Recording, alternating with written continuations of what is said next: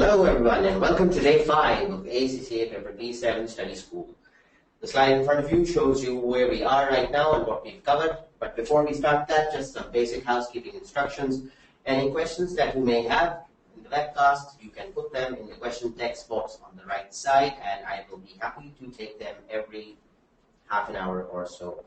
I do understand and appreciate that there would be some questions coming in from what we covered yesterday, in particular key audit matters. And if you would like to have any questions answered, I will be taking them 5 minutes from now. So it's a good practice to put that down in the question text box and we can take those questions before we move to the areas for today. Now, where are we right now after having gone through the introduction and the risk assessment audit strategy portions? We finalized with the procedures and reports question yesterday, and also the key audit matters in the audit reports, which closed the audit part of the syllabus. And then we moved to the non-audit part, which basically included 2 non-assurance or no assurance engagements, which were the agreed upon procedures and compilation engagements. After which we moved on to due diligence reviews and other reviews. Of course, the review that is performed by the independent auditor of the entity with regards to the interim financial statements.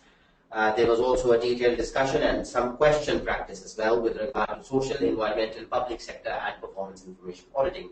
I would just like to highlight that this is an area of the syllabus that is going to continue to be tested in the future. This is also something that is in the international and the global community, something that is now becoming more and more important and significant, and people are getting aware about performance information auditing and social and environmental auditing. So what do we have to cover for today? We have 3 main topics. 2 are the bigger ones, the prospective financial information, PFI, which is ISA E3400, and forensic accounting, which basically pertains to fraud and fraud-related investigations and inquiries. We'll also close the day with current issues. Also for tomorrow, we have the 3-hour practice session in which you will be given a 3-hour time slot to do a hands-on practice and have the real feel of what it feels like to attempt paper P7 in exam hall conditions. And immediately after that, we will have a 2-hour debrief session in which we will be discussing a lot about the exam techniques, how we can manage time pressure, what is the ideal way to describe certain risks, what could have been better strategies with regard to that particular paper that we will be doing. So it will be a good opportunity for each one of you to have the real feel of the exam. And also, after the 2-hour debrief, we have kept some time which is going to be open question time. So you will be able to put in any questions that you may want to ask related to any area of the syllabus tomorrow after the debrief on the exam session. Right, and before we move on, let's have a look at if we have some questions coming in from yesterday.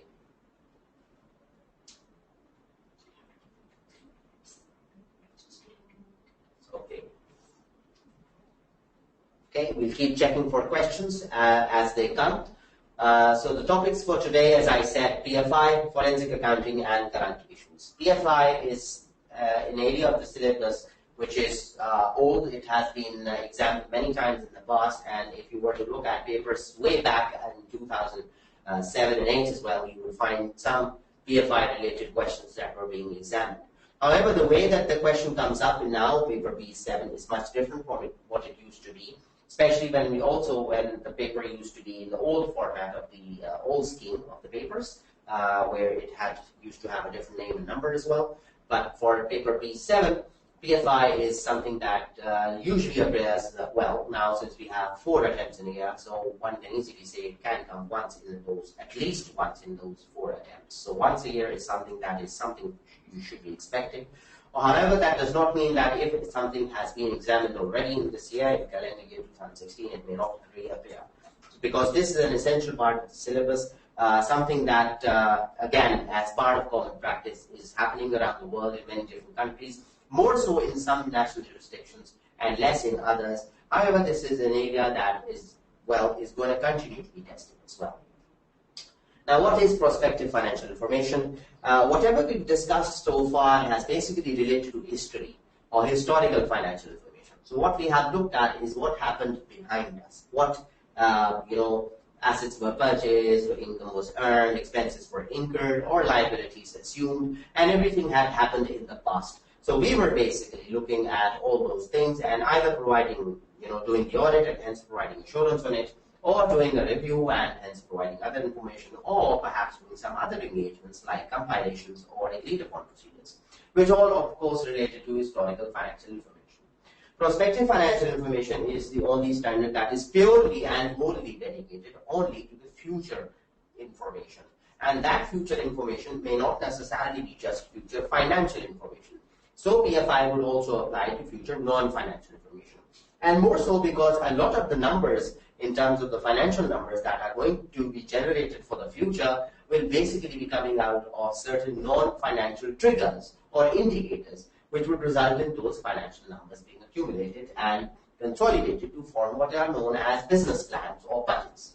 Now, these are words that you may have used and may have heard many times. And for those of you who have been working in the industry or have been auditing things like deferred tax assets in the balance sheets and the statement of financial positions of the audit clients, you may have come across these words many times. So you may have heard the words business plan, budget, forecasts, projections, cash flow projections, future outlook, and so on and so forth. All these words basically, what do they mean or what do they indicate? The information about the future.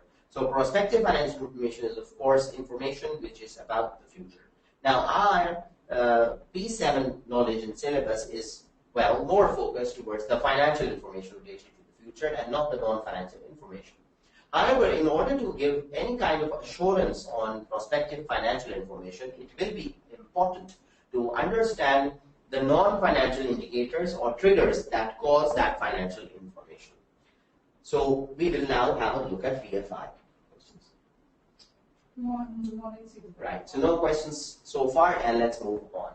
So what is PFI, prospective financial information? Well, it is information about the future. It is highly subjective in nature. The standard that we are looking at right now is also called ISAE 3400. ISAE 3400 is the standard that we're looking at, and that deals with prospective financial information. So basically, prospective financial information is PFI, is information about the future. It could be long-term, short-term, 3 years, 5 years, 20 years, 25 years, even 50 years in some cases. So that is basically going back to the argument that we had over how much is the foreseeable future. And the foreseeable future, as you saw, was different for the consumer products industry and was very different for the real estate and construction sectors. So the foreseeable future for many entities, the business plan or the budget may be made for certain entities for a period of 20 years, and for some entities maybe for a period of just 3 to 5 years. Especially like most of the IT companies who are engaged in the business of selling software or different applications or apps as we call them, may have a long-term business strategy that could range from just 3 to 5 years and not much more than that. And that is of course because of very rapid changes that happen in that industry. Now, PFI has basically two types. So prospective financial information can be divided into two types. One is known as a forecast, and the other is known as a projection.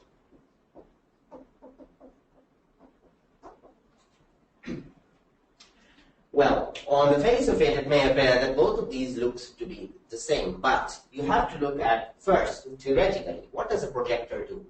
So what is a projection? A projector basically takes something that is, well, small in size, puts light into it, and projects it across to show it as something really big. So now projection is something that you look at for now and then you project it over a period.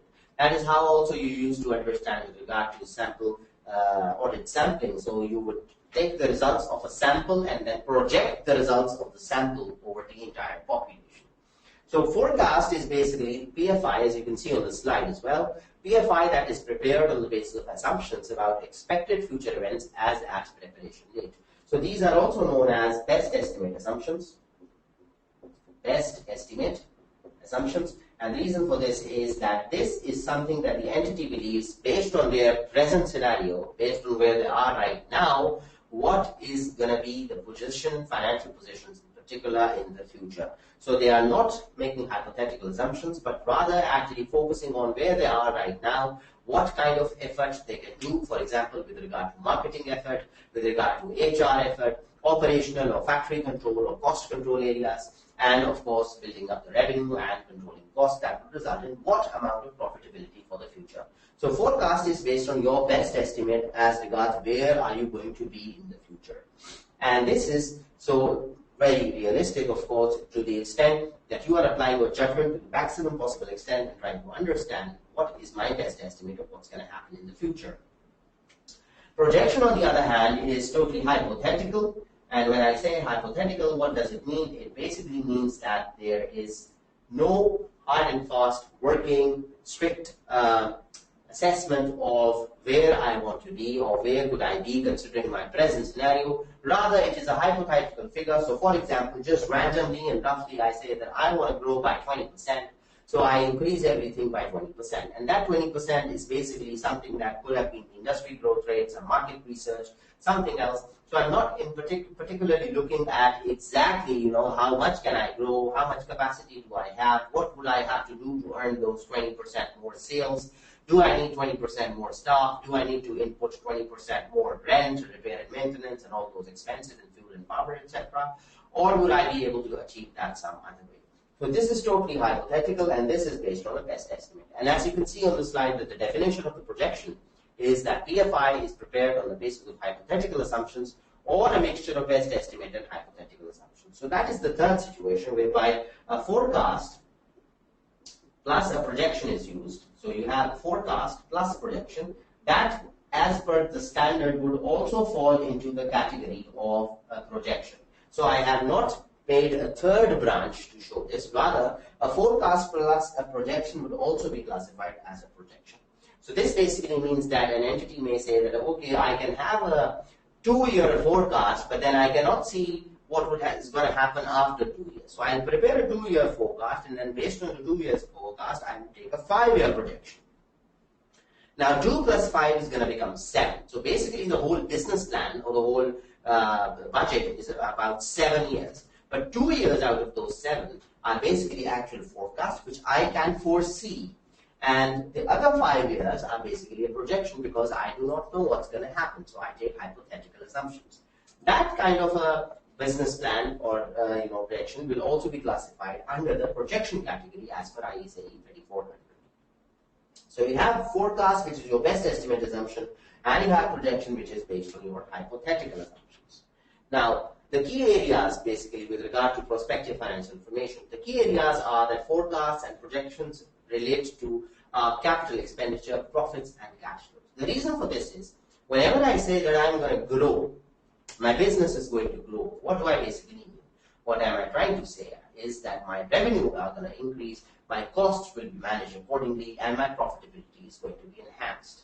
And of course, there will be other factors built in as well. For example, economies of scale, perhaps associated with larger size, and other various offers and discounts and incentives that I could be using or offering both sides of the spectrum. Now, to enable my company to basically have those higher sales, I will also have to invest in my plant and machinery, for example, if I am a manufacturing entity. So what would I do is that I would have capital expenditure. So related to that higher profitability and higher revenues and higher number of products sold would be the fact that I would be investing in capital expenditure. And that capital expenditure is basically something that would also be subject to a review as part of the ACCA 3400 engagement to provide assurance on prospective financial information. Similarly, another very important aspect of any of these budgets and future business plans is cash. And the reason for this is cash is like the bloodline of the entity. So if I say that I'm going to grow and I'm going to invest money, but I don't have the money to do that, and I do not have the cash to do it, what does that basically mean? That basically means that I will be unable to finance the growth that I am foreseeing. And for this purpose, I may have to obtain a loan, obtain further equity financing, or go for a debt restructuring arrangement with my existing lenders as well. So the purpose of PFI, that may be a question that is popping up in your mind. Why do we have to do this, and why is it required? Or why does PFI exist in the world? The reason for this could be a bank lending, for example. So you go to the bank, and the bank So you apply for a loan, and what is the bank going to ask for? Number one is going to ask for security. And number two is also going to ask for your ability to repay, and that is obviously going to show through what are you going to do with the money that you're going to get, right? And for that, you will obviously have to show them your business plan. Now, as a bank, obviously, who is taking that huge amount of risk by giving you money, they are also, carrying the risk of that money not being repaid back to them. So they would want some kind of assurance coming in from a third person, neither the bank nor you as a company. Rather, they want a third person to come in and give an impartial, independent opinion on whether they believe that the assumptions based on which this business plan has been built appear to be reasonable. Also, you may want to do a PFI assurance, or you may want to prepare a PFI because you want to have a business plan reviewed. And for this purpose, basically, the reason for this could be that you want to see whether the deferred tax asset can be realized or not, for example. So as you know that IAS 12 says that deferred tax asset can be recorded in the books of the company if there are future taxable profits that are available to the entity and that deferred tax asset can be realized against those future taxable profits. And how would you know that there are future taxable profits or not? Well, you will have to prepare prospective financial information.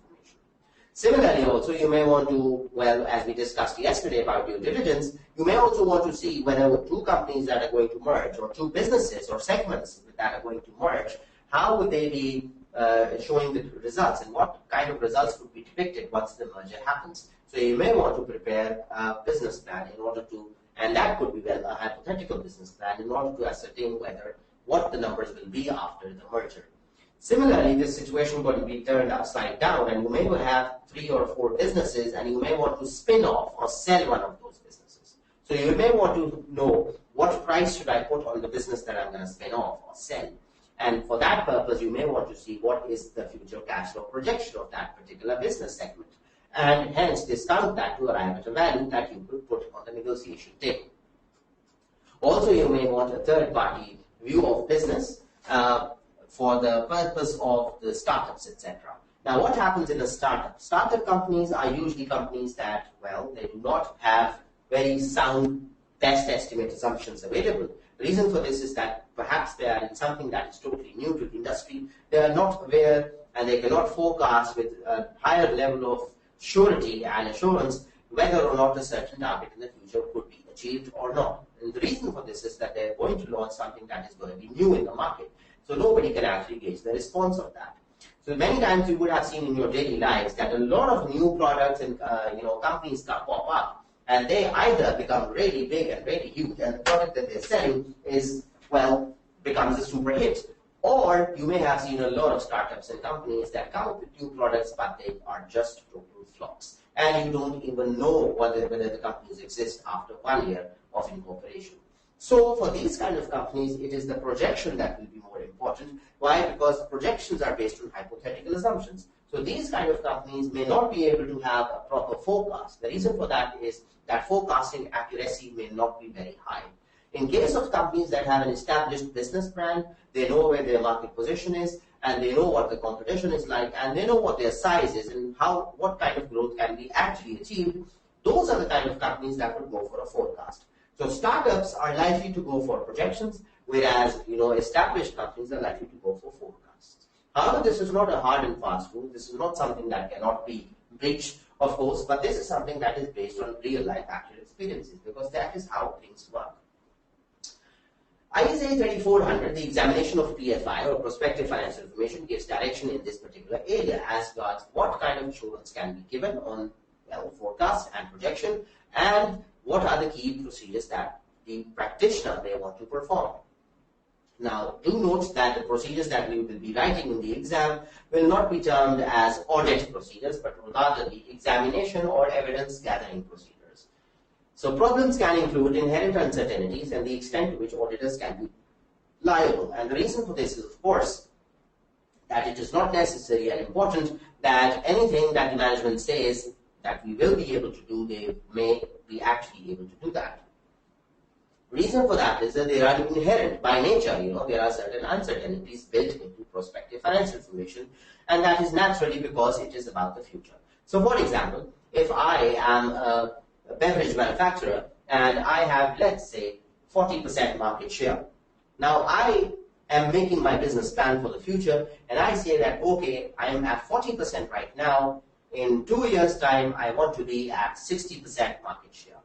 Now, that is something substantial. Why? Because I'm increasing my share from 40% in the market to 60% in the market. That's quite a huge footprint to have in the market. And to do that, of course, well, not just the competitor has to do fairly badly, also you have to outperform many of your competitors, and you do not know how many competitors there could be.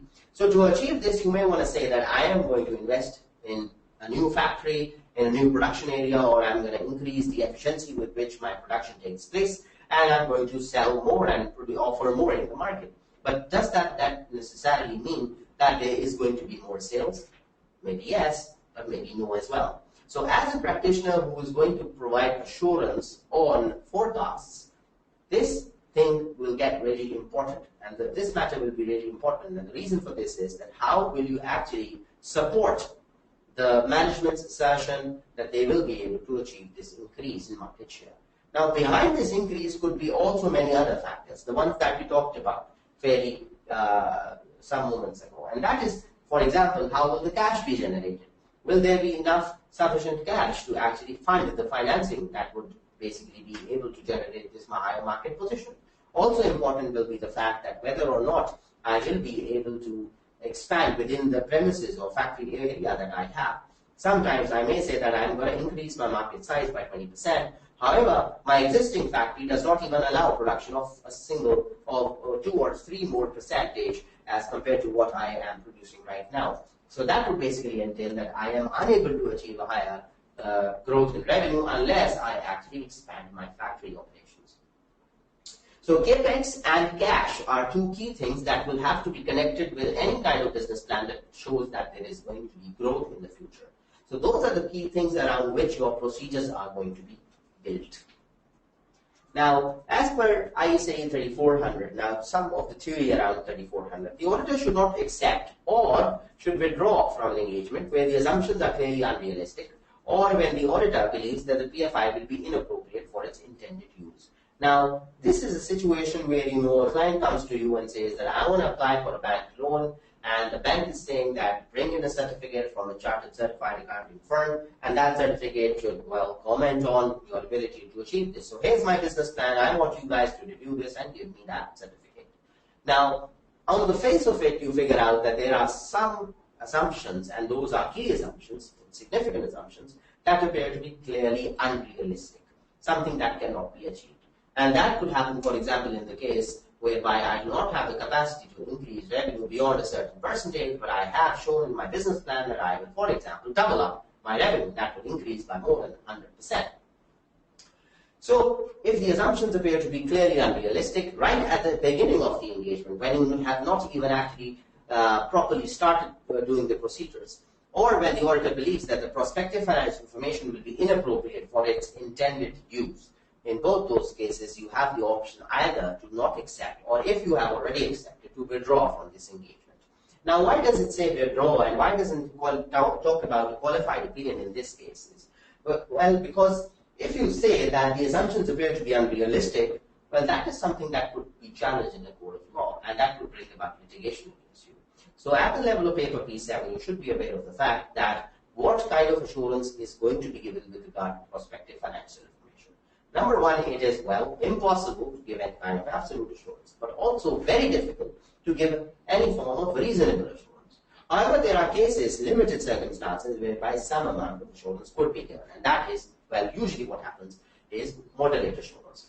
So what you basically say is that you express it in a negative form, and you express moderate assurance by saying that nothing has come to my attention that causes me to believe that the key assumptions based on which the prospective financial information has been prepared appear to be unrealistic. So again, you're using the similar terminology to what you studied in the review engagement section yesterday. So you're saying that nothing has come to my attention that would cause me to believe that the assumptions are unrealistic. So something on those lines is what is going to appear in the audit report and in your opinion. But you will not be saying or certifying the fact that here I go and I put my stamp on this paper and this is all achievable and realistic and the company is going to do it. It's going to put the company in a really good position and it may be able to get that loan. However, the bank is going to be after you if the company defaults, and that is going to result in significant litigation. So one has to be really careful as regards what are the words that are being used in the report on prospective financial information and what kind of assurance can be offered with regard to prospective financial information. We'll talk about this in a bit more detail when we move on to the reporting section again.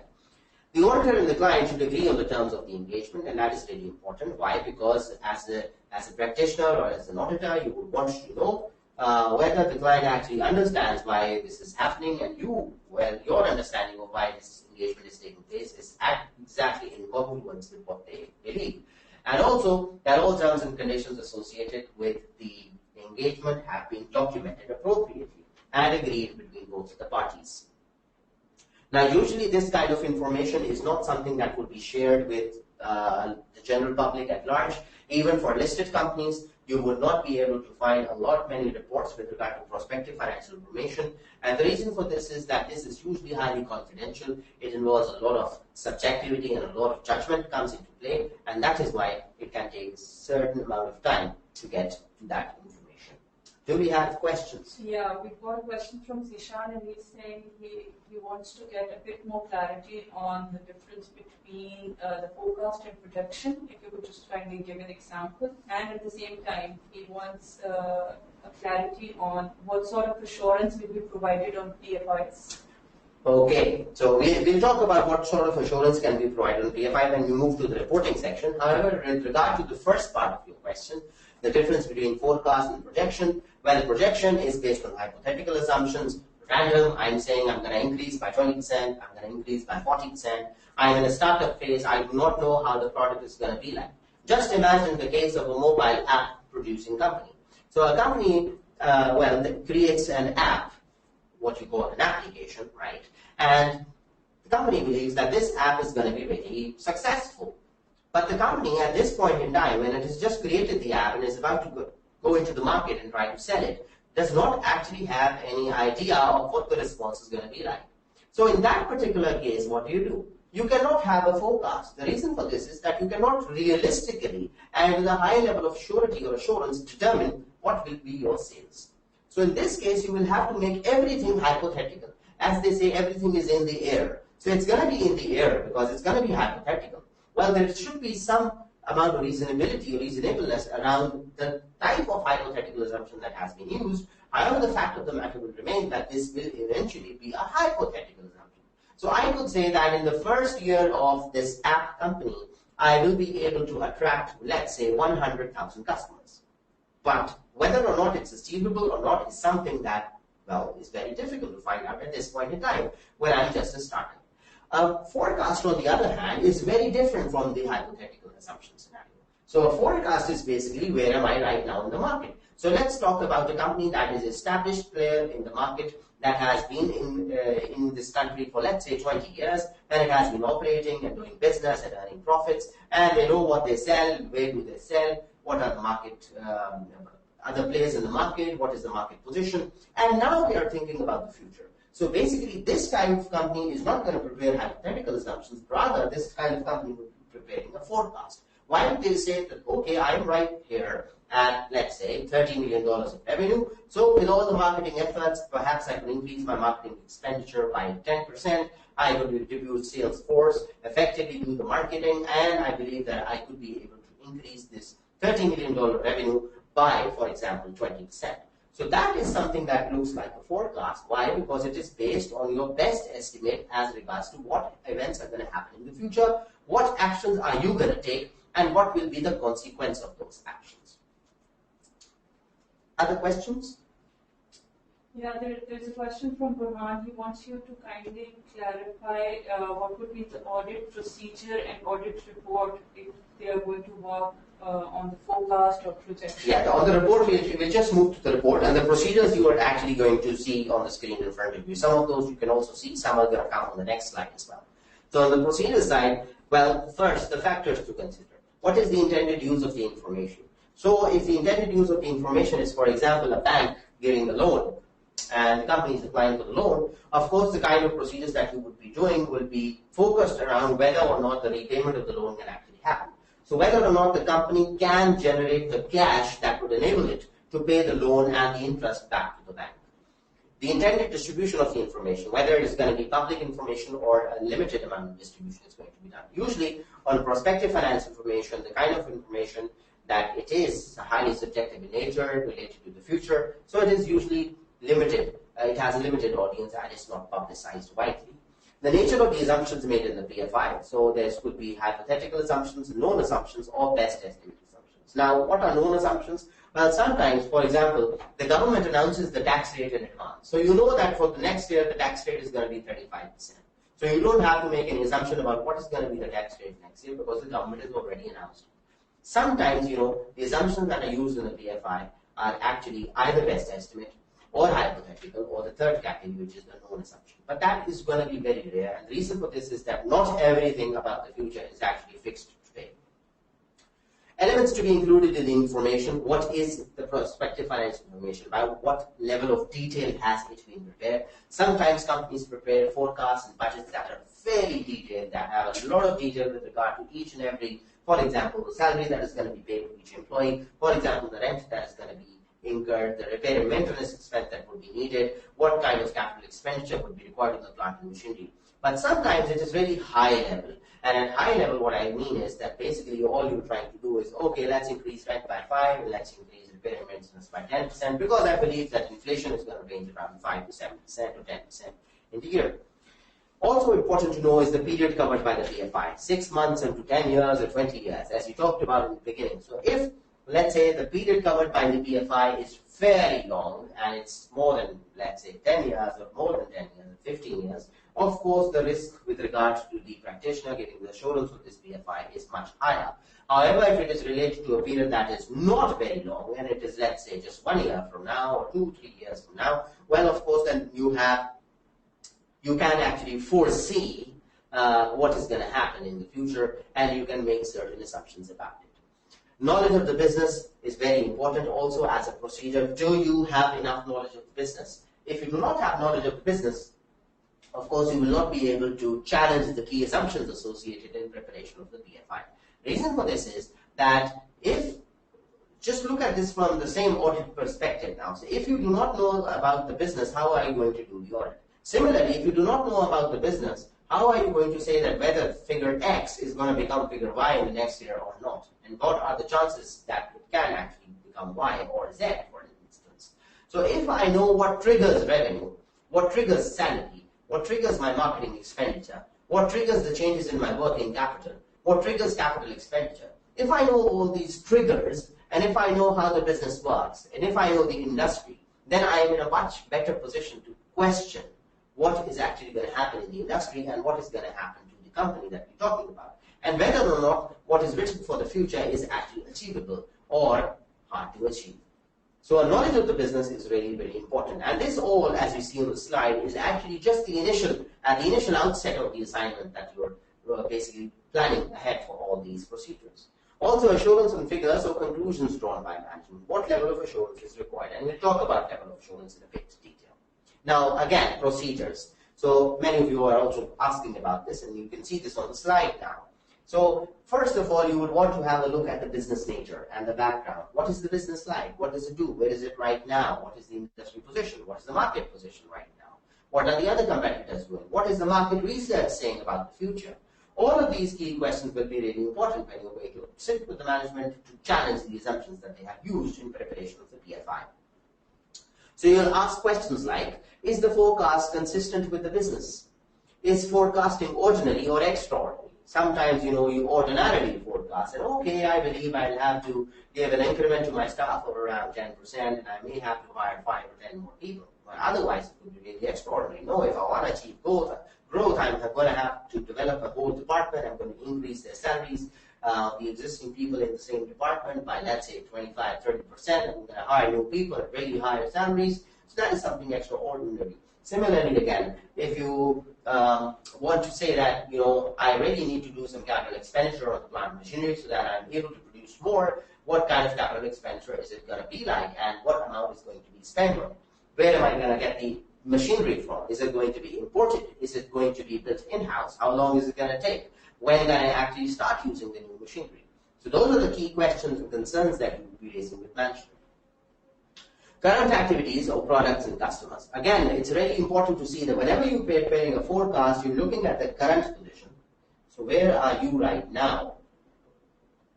And then from this particular position, this person is jumping to a forecasted position. Now, forecasted position, well, usually is good, but it could also be on the bad side. So when I move from this place to this place, now, where am I and what am I looking at? And whether or not, the forecasted position actually appears to be something that is going to be achievable. Also, I would want to review the accounting policies that are normally followed by the company. So, for example, I would want to see what are the accounting policies that are consistently being used and whether or not they are consistent with how I prepare my historical financial information. I'll give you an example on this. Sometimes, some companies have certain discounts that they offer to their customers, and they, as part of the accounting process, reduce that from the revenue and then show the net revenue. So they show gross revenue, less discounts, and less net revenue. Now, let's say that I don't do that, and I show the discount within my cost of sale for the purpose of PFI. So what am I doing, basically, is that now I'm showing gross sales. So to the banker who's going to give me the loan, I'm showing them, look, my revenue increased. I'm projected to have an increase in my revenue. My current revenue is 100, and it's going to go up to 120. Well, the fact of the matter is that there was actually 120, which was the same revenue last year as well, and it was the 20, which was the discount that had been deducted from revenue in the historical financial information. But that discount has now been classified to cost of sales, and hence you're now looking at gross revenue in the prospective financial information. So actually there has been no increase in revenue. So this is an important one that you see on the slide, that the accounting policies that are used to prepare the prospective financial information should be consistent with what is usually used for historical financial information. Are the forecast policies consistent with normal accounting? That is something that we just talked about. Then thirdly, review the assumption on which the forecast is based, and this is the key thing here now. So the best estimate for assumptions, wherever you are using forecasting, the results management reasonably believe can be achieved rather than hypothetical targets which have been set as desirable. We discussed that, and they should be reliable and reasonable. Now, what does this basically mean? Now, this whole slide in front of you is actually showing you the kind of procedures that you would be doing. Now, this is not an exhaustive list, number one, and this is not a list that is going to work in every P7 scenario. So bear in mind that whenever you are faced with a PFI question in the P7 exam, you should be focusing your attention towards what is the nature of business, what is the information that is presented in the scenario, and what kind of procedures, are indicated to have already been done, and what else would I do. Do not write procedures that would relate to audit procedures. So, for example, there have been instances in the past where, with regard to a bank balance in the future, a candidate wrote that I'm going to obtain a bank confirmation. Now, how can a bank today confirm that the bank balance after a year will be this amount? That can never happen. So do not write audit procedures in PFI, because audit procedures are related to historical financial information. So you may want to write that I would want to see the movement in the cash flow forecast in order to ascertain whether the closing cash position showed at the end of the year appears to be reasonable, looking at the operations and marketing and revenue projections and evolution of the organization, rather than saying that I'm going to obtain a bank confirmation. Now to the slide, review the procedures followed by the company in preparing the forecast. Now this would basically mean backing documentation and basis, and is the basis justified and approved. So for example, a projection or a forecast or a business plan that has been approved by the board of directors or by the executive committee or by the audit committee, this kind of a business plan is likely to carry more weight as compared to something that has been prepared by a finance department or just by approved by the CFO. So something that is approved at a higher level has obviously been reviewed, examined in much more detail and depth, and of course, it has been through that top high-level review process. So definitely that carries more weight and more credibility. What do you do on the profit forecast? So you verify income figures to evidence, such as income from current products and market prices. What is the industry saying? What are the market research reports saying? Is the profitability in this segment going to rise or not? Let's talk about real estate right now. So in many different countries, you have market analysts and research talking about what is going to happen to real estate market in the future. And some countries, the real estate market is projected go down, while in the sum it is expected to go up because, well, there is higher disposable income available. So the forecast or the projection, whatever you're going to look at, whenever it talks about this kind of thing, you will be looking at what the market is saying or research is saying about those things as well. You verify expenditure figures to evidence, and this would include quotes and estimates and current bills at market prices. You also do the capital expenditure forecast procedures, and that is you check the capital expenditure projections for reasonableness. Now, this is something that is, again, on the slide appears to be a very general statement. In the paper B7, actually, when you are solving your answer, your exam, you will actually be required to give very specific procedures. So do not write what you see on the slide. Do not write, I will check capital expenditure projection for reasonableness. You will actually have to tell how will you check this for reasonableness. And that could be actually obtaining the capital expenditure forecast, what is actually forecasted to be purchased, what is the purchase value, usually these days, what is the capacity of the plant and machinery that is going to be purchased? What is your existing capacity? What could be the machine running costs, for example? What could be the initial assembly, installation cost, and testing costs, for example, and whether those have been included or not? Whether the correct amount of import duties and other duties and taxes imposed by the government, if you are importing that machinery from abroad, whether that duty and taxes and everything has been appropriately included or not, whether the exchange rate expected to be applied is, well, similar to what is expected or forecasted in the market research reports. So those are the kind of procedures which are known as specific procedures that you will be giving, rather than this statement that you see on the slide that you will check the capital expenditure projection for reasonableness. So in any scenario-based question, it is really, really important that you come up with very specific procedures rather than general procedures. Also important, cost verify to quotation and estimates where possible. In some cases, you have already, while you're preparing the business plan or forecast, you've already actually taken the quotations. You already called very different vendors and suppliers and asked for what price are they going to charge if you want to purchase a certain item. So you could have a review of that as well. However, you should not be saying in the exam that we will verify through invoices whether the purchase has been made. The reason for this is the purchase has not yet been made. It's going to be made in the future. Other reasonableness tests, such as prevailing market price, for example, for property. So you want to know what are the prevailing market prices right now and what is the forecast as per the market analyst reports. On the cash forecast, what would you want to do? You would want to ensure the timings involved are reasonable. Well, whenever I say that I'm going to repay the loan, that is the time when I also have the cash to repay the loan, because if I don't, then I'll have to enter into the bank negotiations with the bank for the restructuring as well. Check that the cash forecast is consistent with other forecasts, for example, profit and capital expenditure forecasts. So the key things, as you can see on the slide, are three. The profit forecast, which is linked to revenue evolution and cost evolution or management. The second one is the capital expenditure forecast, and the third one is the cash forecast. These, as you would see, are the three critical drivers of any business. So, and especially more so a manufacturing business, which has a lot of capital expenditure going on. In the services industry, for example, capital expenditure may not be really important, or may not be that significant. However, the cash and profit forecast would be really important to review, and you would want to know how the expenses are going to evolve, how the revenue is going to be earned, and how will the cash actually be generated. Check that cash forecast is consistent with other forecasts, for example, profit and capital expenditure forecasts, and also where no other forecasts exist, check for income and expenditure forecasts. Sometimes they do not actually prepare a cash forecast. And, well, in those circumstances, you may want to ask management to actually convert the profit forecast into a cash forecast. Why? Because in terms of accounting, you may be showing in the future that profits are going to be earned. However, good profits does not necessarily mean good cash. So I think it's an important idea over here for any paper P7 question whenever it comes and there is no cash forecast available, or it says what is the additional information you would want. The typical kind of question that you get to see in many different areas of the syllabus, and we discussed that yesterday as well as on day 2. Well, you may want to say that the cash forecast is something that I would want as additional information. And that cash forecast could be quarterly, monthly, biannually, annually, whatever is the scenario given in the question.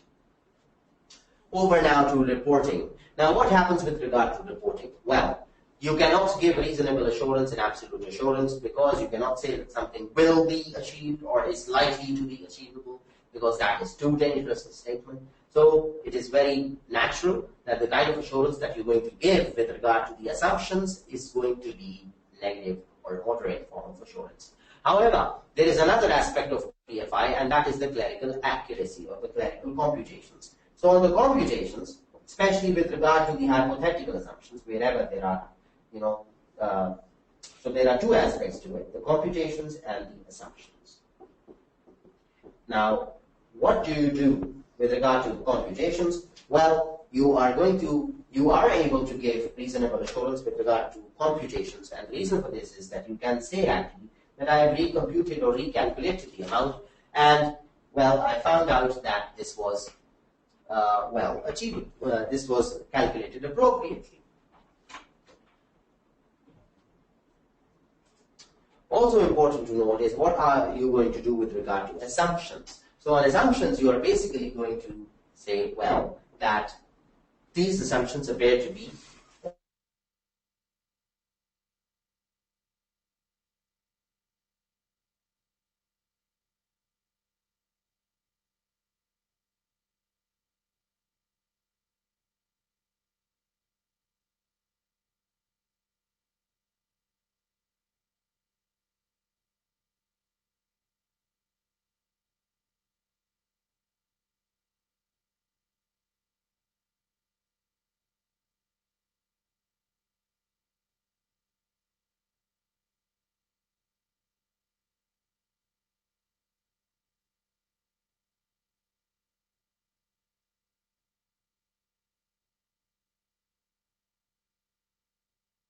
they have. So that is something that is important to understand. Now, the report should also include caveats as to the achievability of the forecast, and an important point to remember is that the responsibility for the PFI rests with the management. This is something that would be mentioned in the PFI report, because at the end of the day, since obviously you're not saying it's achieved or going to be achieved or realistic or whatever, the bank may, for some reason, want to put you into litigation if you have been negligent in a certain thing. However, it is important to highlight this not just in the engagement letter that you sign with the client, but also the report that you're actually going to give to them, that it is the responsibility of the management to prepare the PFI. So what would happen in the case of a forecast versus a projection as regards to the report that is going to be issued? In case of a forecast, you will have two types of assurances within the same report. First, you give the assurance with regard to the computation, and that will be reasonable assurance because you will be saying that the computations are correct. You are giving a positive form, high assurance. The reason for this is that you have recalculated them. And here you're not giving any statement with regard to assumptions because you're assuming that, well, keep the assumptions aside, the number calculation has to be done properly. So the 100 that is forecasted to increase by 20% is actually 120, and hence it has been disclosed as 120, which I am okay with. So you are giving a positive form of assurance with regard to the computation. However, how that 20 and whether that 20 will be achieved or not, the 100 going to the 120, so you cannot say that it will or it will not. Hence, what you're doing is that you are giving moderate form or negative form assurance, and you're saying that nothing has come to my attention that causes me to believe that the assumptions that have been used to arrive at the 20 increase or the 20% increase are unrealistic. What happens in case of a projection where hypothetical assumptions have been used? Since the assumptions are hypothetical, so hypothetically you're not commenting anything well on those kind of assumptions because they are hypothetical. So all you're doing is giving reasonable assurance with regard to the computation. And everybody who is looking at that, of course, understands that these are hypothetical assumptions and they have been based on data, well, that is up in the air as we just talked about. So, but it is also important to highlight that in the audit report, so you may want to put that there, that this is a projection which is based on hypothetical assumptions. Also important to note that both of these types of reports on PFI are likely to be having a limited audience. So if you want to limit the distribution of the reports, you may want to put that in the audit report as well. Right, so this is basically what we have with regard to PFI, and of course, if we have any particular questions associated with this area, I will be happy to take them. However, it is now the time for some question practice, and for this purpose, we have now selected a question from the June 2014 attempt. So the June 2014 attempt, question 2, what are we going to do? We are going to do, with regard to the June 2014 attempt,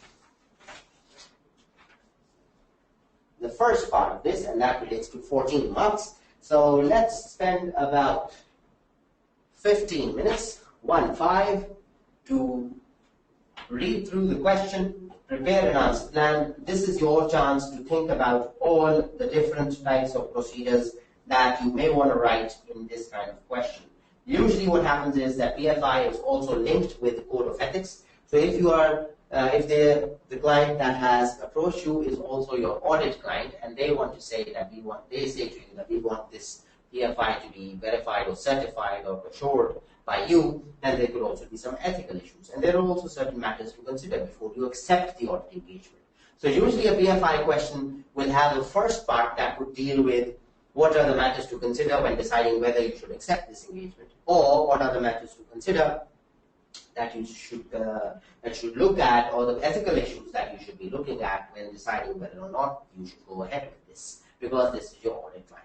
And then that is usually followed by a second part that relates to the type of procedures that you want to do. And sometimes the third part, or within that second part, is the reporting aspect of it as well, which is usually related to 2 to 3 marks. So let's spend about 15 minutes. You have 15 minutes for this, and your time is shortly going to start. So 15 minutes, it is June 2014. Question number 2, and we are only doing part A, which is worth 14 marks. And your time starts now. Thank you.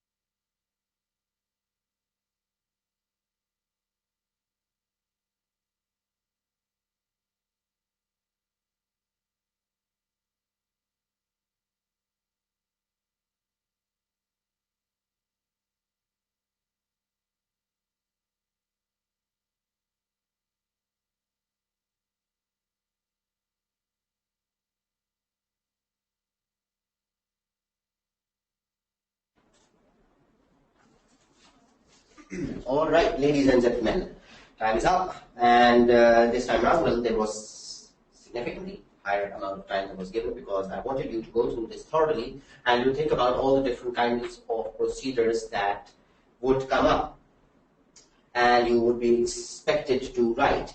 Also, to have a thought process around how to write the procedures, because simply writing, check from invoice or ask the management whether this will be achieved is sometimes not going to be very helpful for passing.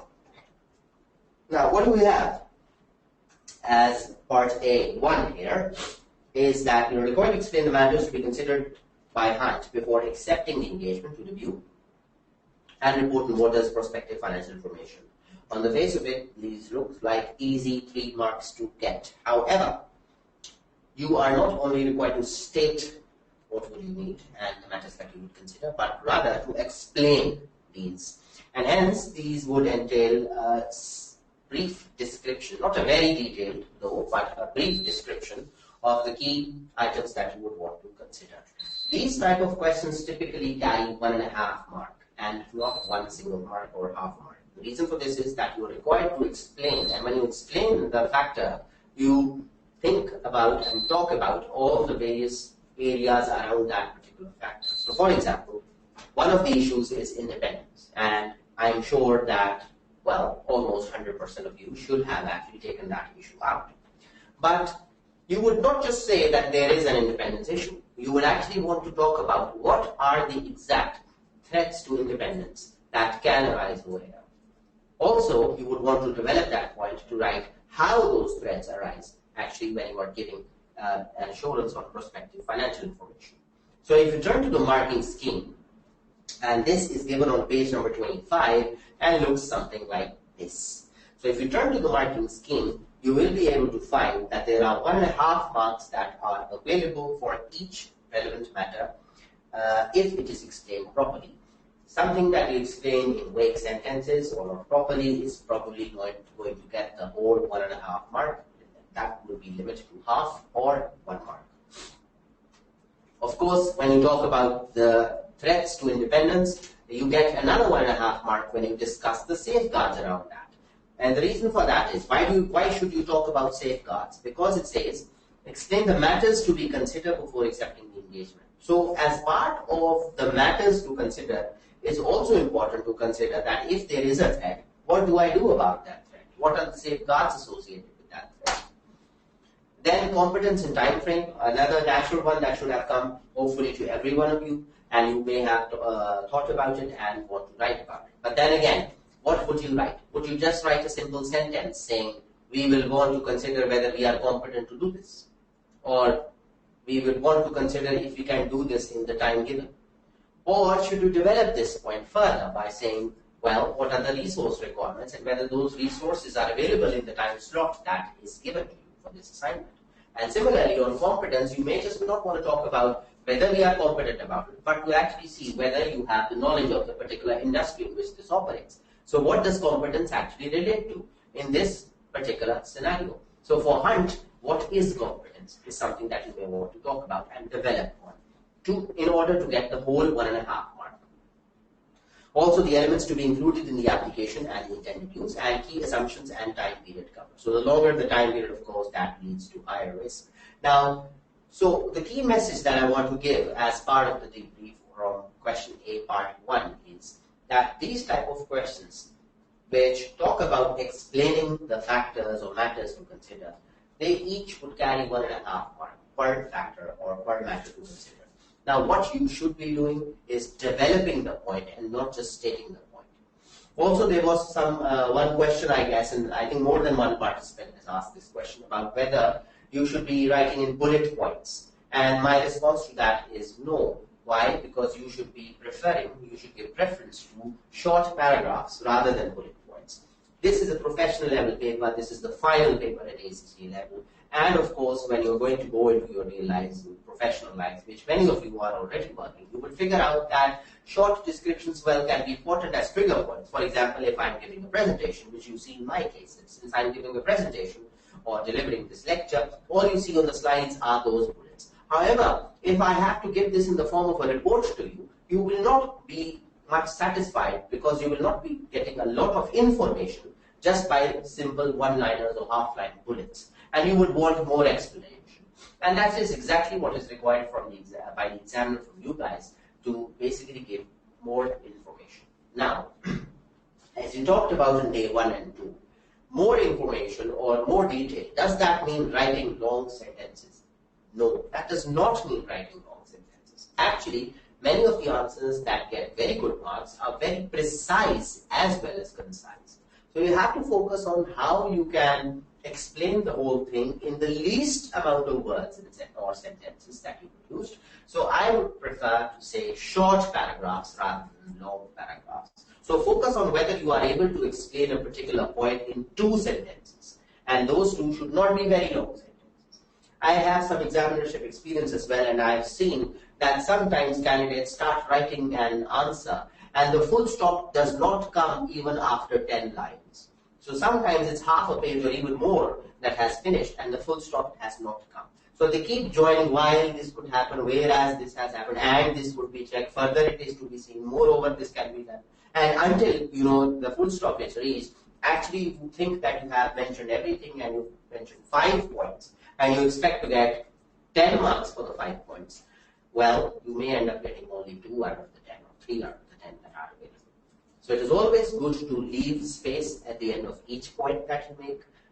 If you write too small or if your writing is not very clear, try to number one, make it better. Number two, leaves us at least 1 line or 2 lines after each paragraph that you write, so that it is very clear that one point is explained in sufficient detail in a short paragraph, and then you start with the next one. Moving back to now the question on part A2, basically, which was related to assuming that the engagement is accepted. So this was an important phrase over here. Why? Because again, if you start writing about what are the factors to consider or things that are usually associated with pre-acceptance procedures, you will not get any marks for this part over here, A2. So the 8 marks that you wanted to get, you can only get them by actually describing the examination procedures to be used in respect of the forecast statement of profit or loss. So now over here, it was very clear what the examiner wanted. The examiner actually wanted you to describe the examination procedures and to describe and not state them. And with regard to what? With regard to the forecast statement of profit or loss. So you are supposed to only talk about the profit or loss forecast. If you end up talking about other things that relate to, for example, the statement of financial position or changes in equity or other things that are generally relevant to the question perhaps, but to the scenario, but not relevant to the question, and the reason is that they're not about the profit or loss, you will not be able to capture many marks. Now, if you go back to the marking scheme on page 25, you can see that there is a long list of procedures that you could have come up with. So, on the marking scheme, for the 8 marks, it says that you can get 1 mark for each described procedure. Also allow 1 mark for relevant analytical procedures used in the explanation of procedures. So that is a good one now. And we talked about this as well the day before yesterday, as well as on the first day. Wherever the examiner is giving certain numbers, perhaps they want you to pick up the calculator and do certain calculations. So people who would have done some analysis, some analytical review based on the numbers that were available, those would have been able to come up with better framed, better worded procedures, and they would be able to get more marks in this particular question. Now, the agreement that the accounting policies used in preparing the forecast information are consistent with those used in historical financial information and comply with IFRS. The forecast should be cast to confirm accuracy. Now, the forecast should be cast means you check the clerical accuracy of the forecast. You make the totals horizontal and vertical, and you find out whether or not, so vertical and horizontal, sorry. So you find out that whether or not the computation has been done accurately or not. Review of capital expenditure forecast is something that you would want to see. Now, you may want to question this. Why? What relevance does it have to the profit or loss? Because it says profit or loss. So why do you mention capex here? Because capex has an impact on the profit or loss. The timing of the capex is going to impact the timing of the depreciation. And when is that going to start? So sometimes you have to have a bigger picture of the whole scenario. You have to look at what could happen at other places that could actually impact the profit or loss account here that I'm talking about. Also, quotations received from potential suppliers of the new technology could be reviewed. The time frame of the work to be carried out needs to be discussed with the management. The review of market research documents and review of prices charged by competitors. Analytical review followed by discussion with management on the trend in revenue. Revenue is forecast to increase by 22.9% and 7% in 2015 and 2016 respectively. Now you want to know that this is an analytical, right? So it's increasing by 23% in 2015. Now that is a significant increase. So you may want to know how is that significant increase going to come in the first year, in the first place. And then secondly, in the next year, why is the rate of growth going so down? So it's going from 23%, it's going down to 7%. Although it's growing, but the rate of growth is much slower now. And what could be the reason for this? Also linked to this fact is the price of the ticket. So you could see that the price of the ticket is going from $7.5 to $10 with effect from 1st of September 2014. Now, how do you expect to actually increase the price of the ticket and then increase the number of visitors that would lead to the increase in revenue? This is a very important question, and I'm sure that many of you should have actually come up with this one. So you would want to ask, why? Because in this kind of business, which is very competitive, cinemas and all, so if you raise the price of a movie ticket and people have choice to go to other cinemas, they would actually want to go to the other cinema and not pay the higher amount. until you offer the kind of experience that no other cinema is offering, or perhaps you're offering something additionally to get that extra $2.5 that I mentioned that you're going to get with effect from 1st of September 2014. So this is an important point to consider. Analytical review, the composition of operating expenses, we talked about that, and in 2014 operating expenses are 80% of revenue, but this is forecast to reduce to 73% and then 69.8% in 2016. A very important one, this point, and I'm sure many of you may not actually have thought about this. The reason for this is sometimes you get so bogged down into the high level details of revenue that you forget about expenses. Now this is important. Wherever BFI comes up, do not focus all your attention on revenue. Do not focus all your attention on just the cash or the capex.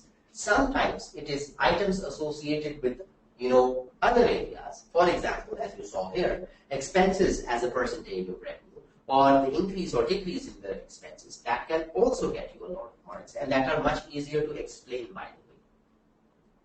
So recalculation depreciation expense and agreement to forecast statement of financial position is something you would want to do. Of course, in addition to that, lastly, recalculation of finance cost to ensure that interest payable with the confirmation of the rate of interest to bank documentation. So these are the types of procedures that you would want to see. Also, let's have a look at the examiner's report now. So we see that what are the examiner's comments with regard to BFI. This is an area that is continuing to be of importance and is being tested in P7 regularly. I said once every year. So, well, that is what you should expect, and perhaps it will come up in December, even if it has already come in this calendar year. So, let's open the examiner's report to find out what does the examiner have to say about this event.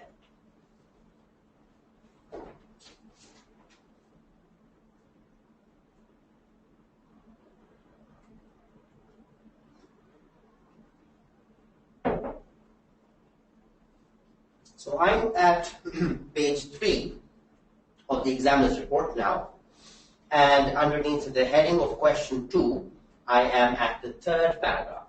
So the third paragraph starts with the word requirement A1. Page 3, question number 2, and it is the third paragraph within the examiner's report for June 14. Requirement A1 was for 6 marks and asked candidates to explain the matters to be considered by the audit firm before accepting the engagement to review and report on the BFI. The quality of answers here was quite good, with almost all candidates making a reasonable attempt to discuss relevant matters, including ethical issues, resource availability, scope of the engagement, and nature of assumptions used in the forecast. However, where candidates scored less well on this requirement, it was often due to lack of application to the scenario. So key thing again, the key message that is coming is apply the knowledge to the scenario. Do not copy from the book or from the slides that you see, or from the notes that you may have made, because those are all general points related to general prospective financial information engagements, PFIs. You would have to give specific responses. A minority of answers amounted to little more than a bullet point list, often posed as questions. Are there any ethical matters to consider? Who is the report for? Why is the report needed? Now, while these are matters to consider, the lack of any application to the scenario limits the amount of credit that can be awarded. Now, this is the examiner speaking to you.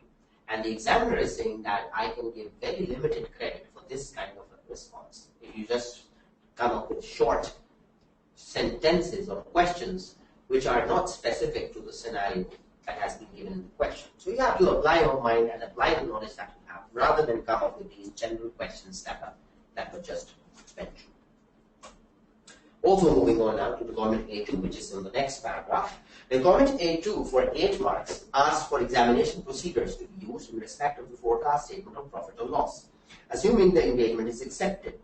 This was also quite well attempted by many candidates who used the information provided to generate specific and relevant inquiries and other procedures. Weaker answers tended to write very vague comments which were not tailored to the scenario or explained. Now I'm going to repeat this because this is something again that is very important coming in from the examiner. Weaker answers tended to write very vague comments which were not tailored to the scenario or explained, or were just incorrect, such as obtain representations, agree forecast to audited financials, check whether assumptions are realistic, and perform analytical procedures. So those again are the key things that you need to know. Never in a PFI question, or for that matter any question actually which is scenario based in paper P7, which most of them are, you should not basically give general, vague statements, something that you may have read within the book, within some other resource, within all the slides that you have, or the other notes that you may have, because you will have to apply that knowledge to the scenario. This paper is all about application of the knowledge. Do we have questions with regards to PFI before we move on to the next topic?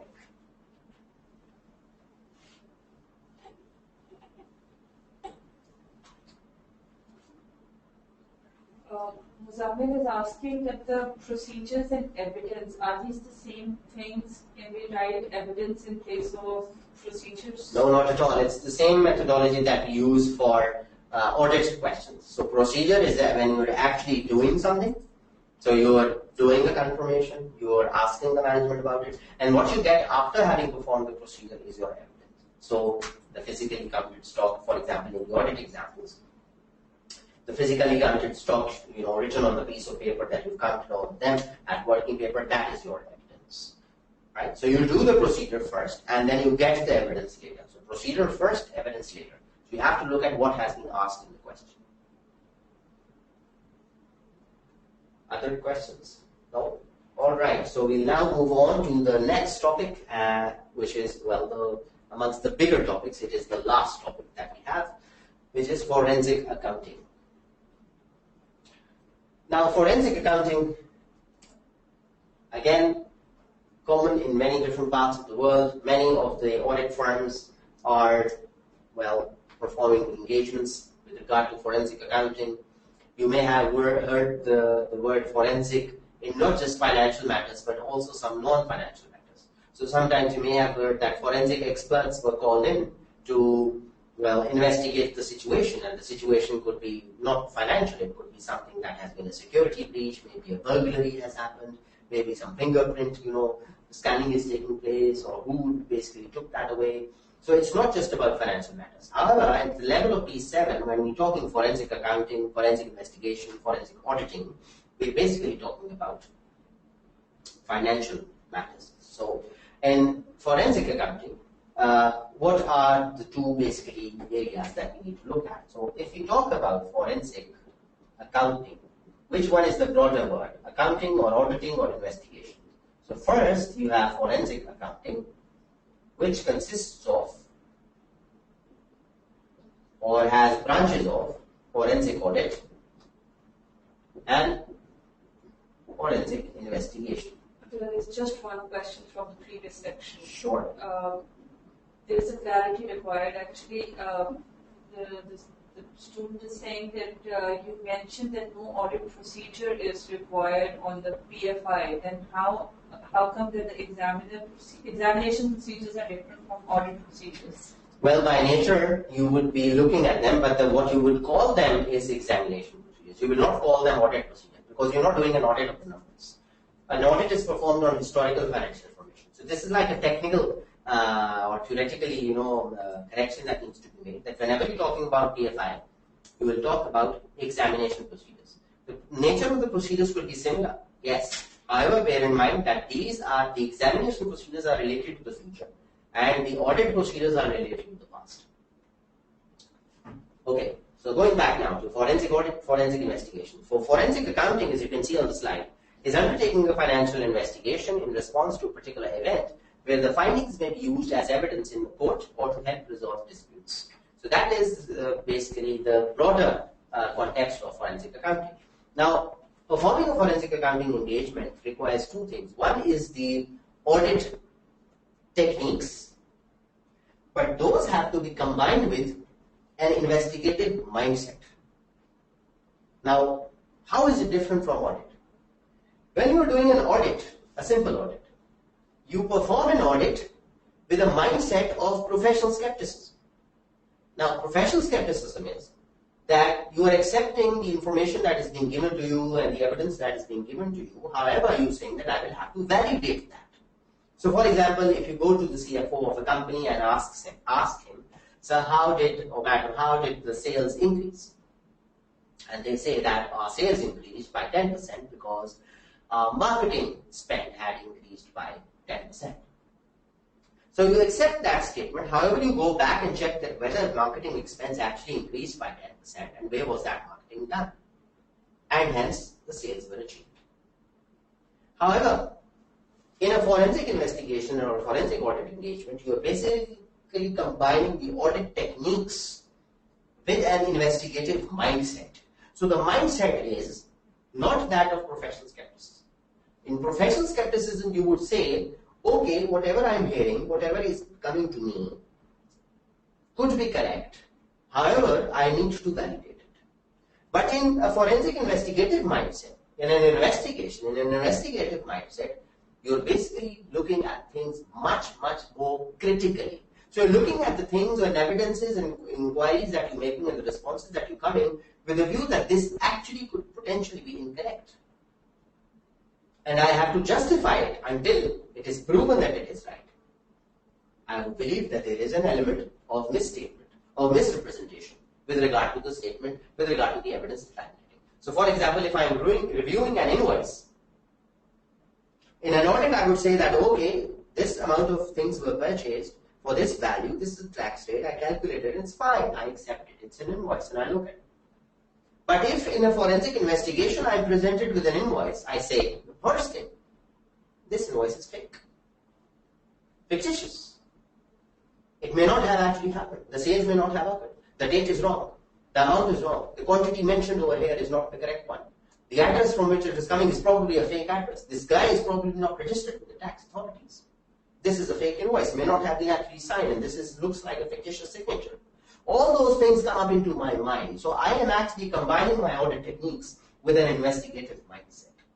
As you can see on the slide now, the forensic audit is the gathering, analyzing, and reporting on data for the purpose of finding facts and or evidence in the context of financial or legal disputes and or irregularities and giving preventative advice in this area. Now combine this with the forensic investigation, which says these are carried out for civil or criminal cases, and these can involve fraud, asset training for money laundering, and that could also happen. Now, this could happen, forensic accounting engagements or forensic investigation and auditing engagements could happen in certain what are known as predefined contexts. Predefined contexts. What does this mean now? Something has happened, and that something could be a fraud, could be an irregularity, could be an allegation of fraud, could be suspicion that something bad has happened with regard to a particular activity, financial, that has a financial implication. And that is the predefined context. And there can be 5 or 6 of them, which you can see on screen. The first case, for example, which can act as a predefined context, is that of fraud. And in fraud, you can categorize that into 3 types. Either you're doing a forensic investigation or forensic accounting engagement because you know of an actual case of fraud, and you want to actually quantify the amount of the fraud and to find out who the culprits are who were involved in doing that fraud. Another one could be suspected fraud. So you suspect that a fraud has happened. And the third one is allegation of fraud. One person or department has put an allegation on another person or department that they are committing fraudulent activity. In all of these cases, you would want to carry out a forensic accounting engagement. Also, other predefined contexts would be negligence. So there is a contract between 2 parties, and one is going to supply a raw material to another one, and let's say it's A and B. So A is the supplier of the raw material, B is going to purchase the raw material, convert that into finished products and sell it. And there has been a dispute between the two. Why? Because B believes that it did not get the right quality of the raw materials that it wanted. A says that this person is not paying me the money, although I have supplied the product to them. B is saying that I have not accepted. Why? Because they were not of the quality that I want. So I'm not paying you your money, and I'm not going to give you back your goods until you give me the supply of the right quality. And I suffered a loss from my customers because I could not deliver to them. So you pay that loss to me as well. Now there is a dispute between the two, and somebody has to come and see what was the supply that was done, what was agreed in it, what is the amount of the contract that was initially entered into, what portion of that was actually supplied and accepted by both parties, and what portion is the one that is not being accepted by either party. So negligence cases, as you can see on the slide, is investigating if standards were met and establishing losses associated with that. Then also there is the third predefined context, which is insurance claims. So you may want to know that, let's say that there is an insurance that has been carried out for a particular property, or let's say a vehicle, and I have actually gotten that damaged somehow. So I go to the insurance company and I say that, well, I had paid my premium and this asset was insured by you, so can you pay me the amount of the loss? I say that my loss is 100. The insurance company sends in a value and they say, sorry, but your loss is just 60, so we can only pay you 60. I take them to court saying that my demand is that I should be paid 100 because I believe that the loss that happened is 100.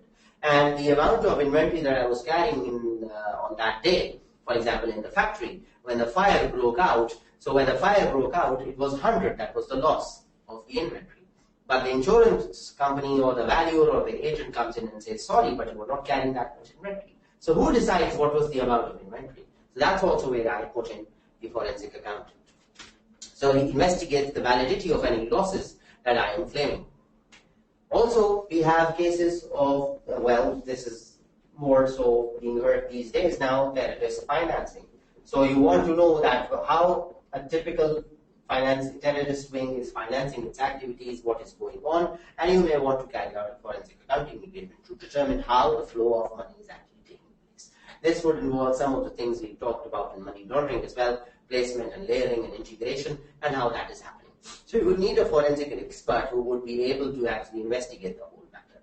There can also be other disputes, for example, and these other disputes can include, well, matrimonial disputes. So, for example, if there's been a divorce and the husband, ex-husband and ex-wife are supposed to calculate how much is to be paid to each party, that would also fall in this category. Also, there can be issues associated with inheritance. So, in an inheritance, well, so how much does, the son or the daughter or either of them should be getting? And if, there's a business that is being handled by one of the children, and there's another business that is being handled by another child, and then there's some property that is being held by a third. How do you combine that? What is the total value, and how do you divide all of that? Also associated with that are partnership disputes. So many times you would have heard that there was this partnership business that was going on, but then there was a dispute between the partners, and they decided to go their separate ways. So how do you decide how much of the net assets does each partner get based on their share in the partnership? Similarly, there can be also shareholder disputes. So shareholder disputes are also associated with how much, for example, if a minority wants to pull out of a company, so how much share does that minority get? And all of that you can also see on the slide in front of you. So in the other disputes category, you see shareholder, partnership disputes, contract disputes, sales and purchase disputes, and matrimonial disputes. All of these would fall under this category.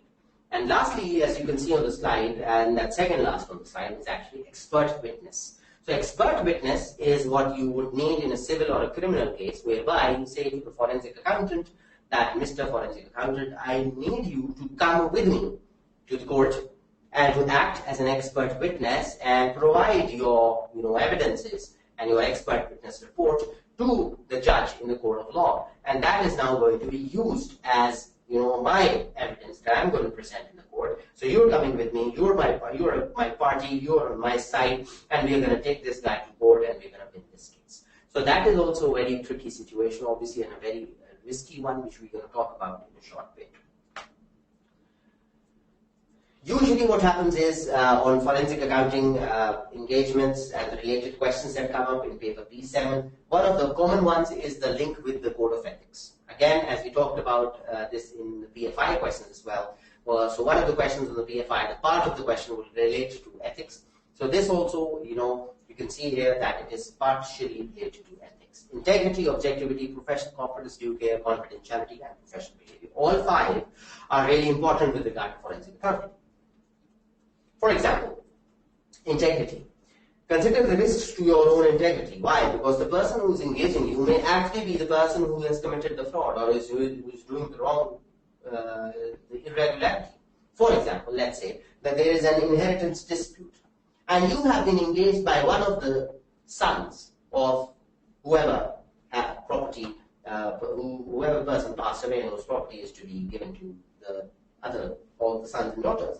And this guy is actually hiding some of the assets that should be shared with the other siblings. And you are appointed by this person. So integrity is something that is going to be challenged, So you have to consider the risk to your own integrity when you're doing this work.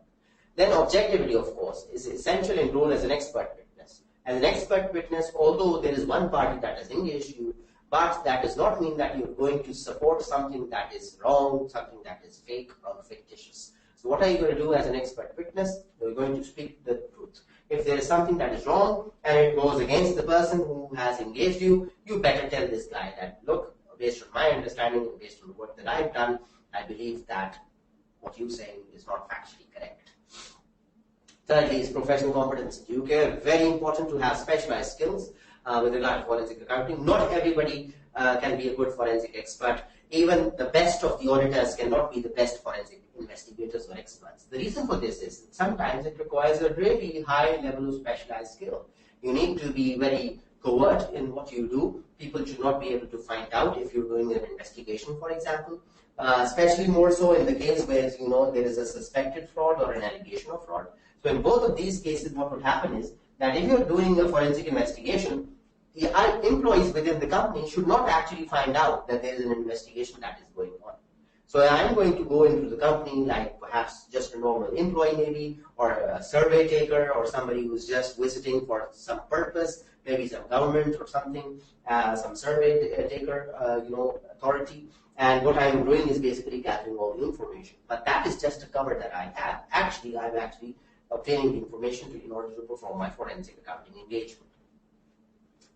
Confidentiality is also the point, and that is what we also talked about just now. So access to sensitive information, but subject to legal rules of disclosures in court cases. And we talked about that in the Code of Ethics. So unless it is required by the local law or by a court, obviously the information that you get is confidential and should not be shared with other parties.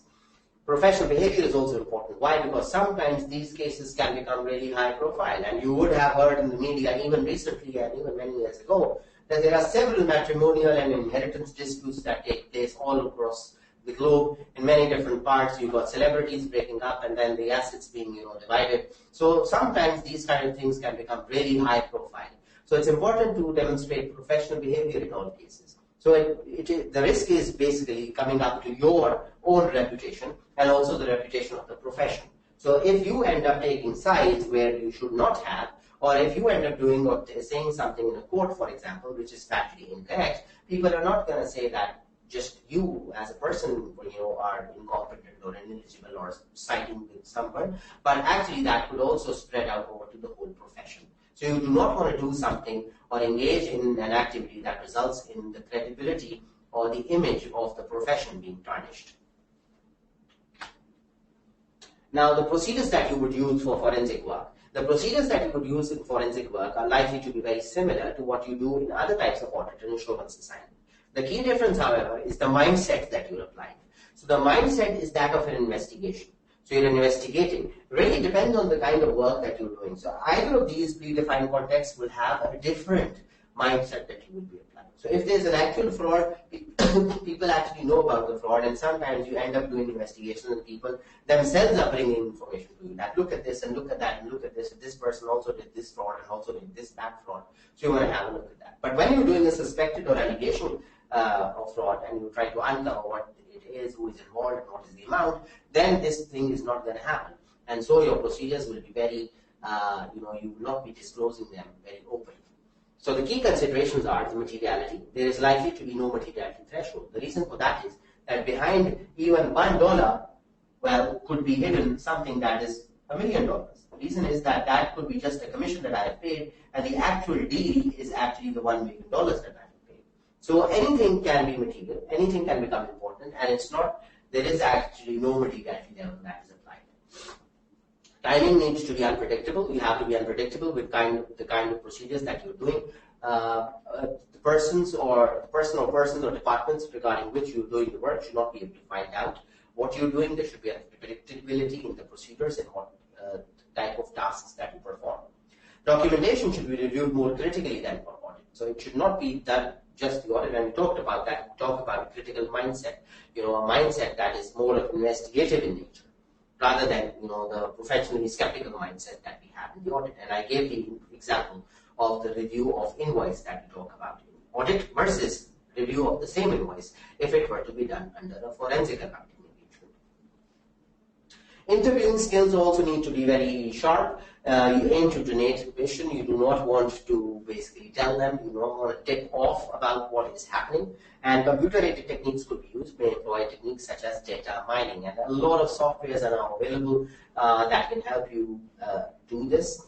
This is not going to be tested in terms of the IT scope, so you would not be expected to know a lot about how data mining is done, what are the key IT techniques that could be deployed. However, it could be a key point that you would want to write as part of procedures in a forensic accounting engagement. Questions with regard to forensic accounting or investigation?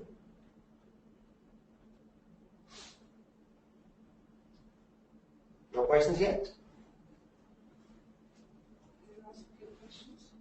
Okay. There's a question from Sadia. She's saying forensic accountants assist in legal proceedings. Can we say in matrimonial cases they can act as lawyers, or what do they do? Well, sometimes, a forensic accounting expertise is whenever it is obtained, especially in these kind of inheritance or matrimonial cases, the person who's doing it needs not just financial knowledge, but also knowledge of the local law. So what happens usually is that audit firms tend to have a combination in their teams. So they have the whole set of skills. So they have accountants as well as lawyers. And both of them combined are actually doing it.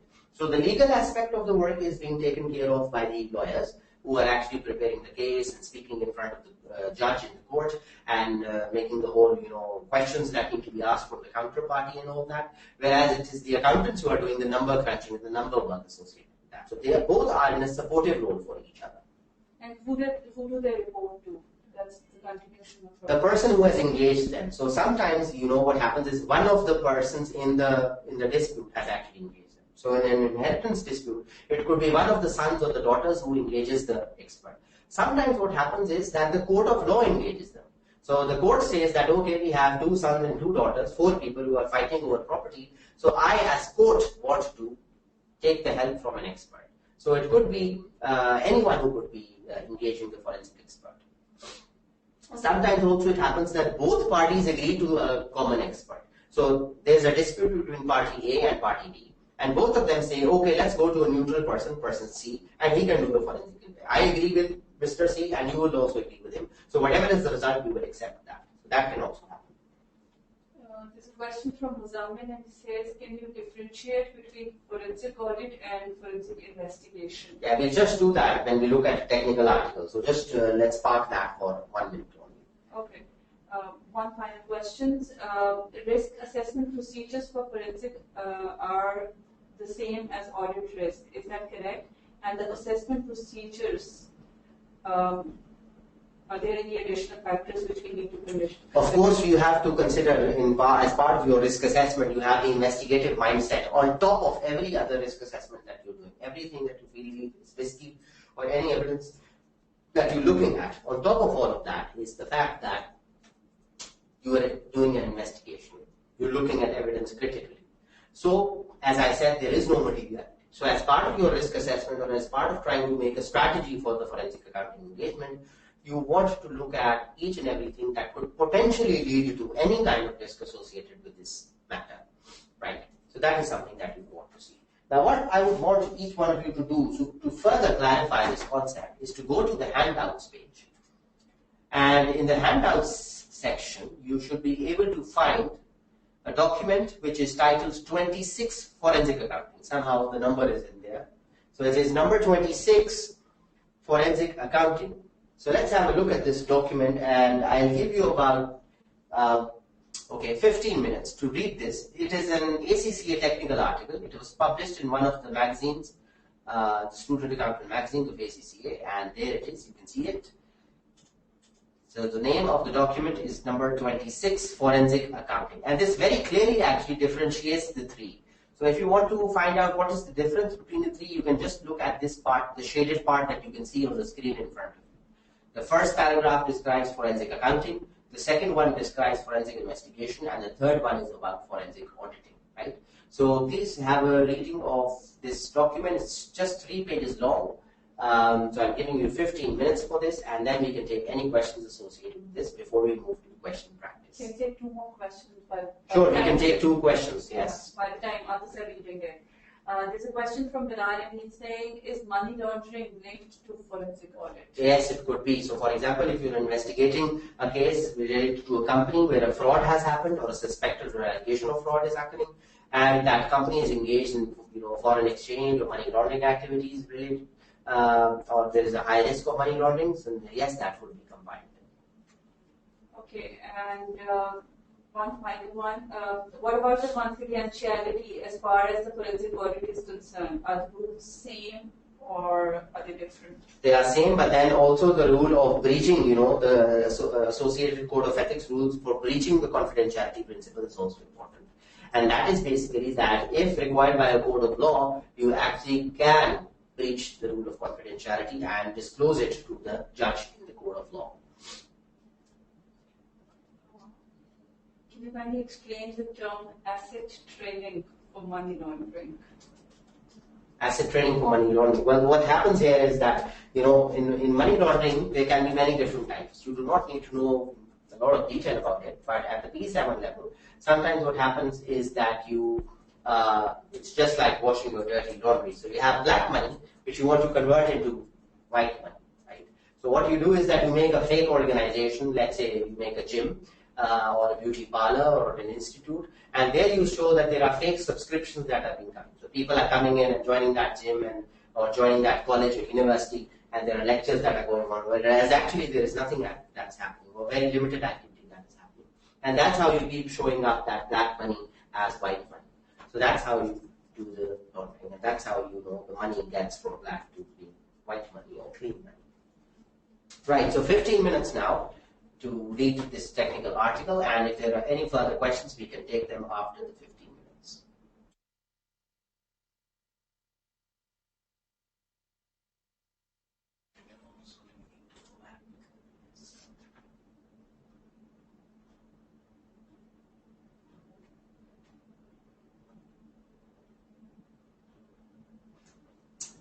All right, so you would have gone through the contents of this technical article, and there are some key points to note. First was what I had highlighted earlier in relation to the definitions of forensic accounting, forensic investigation, and forensic auditing.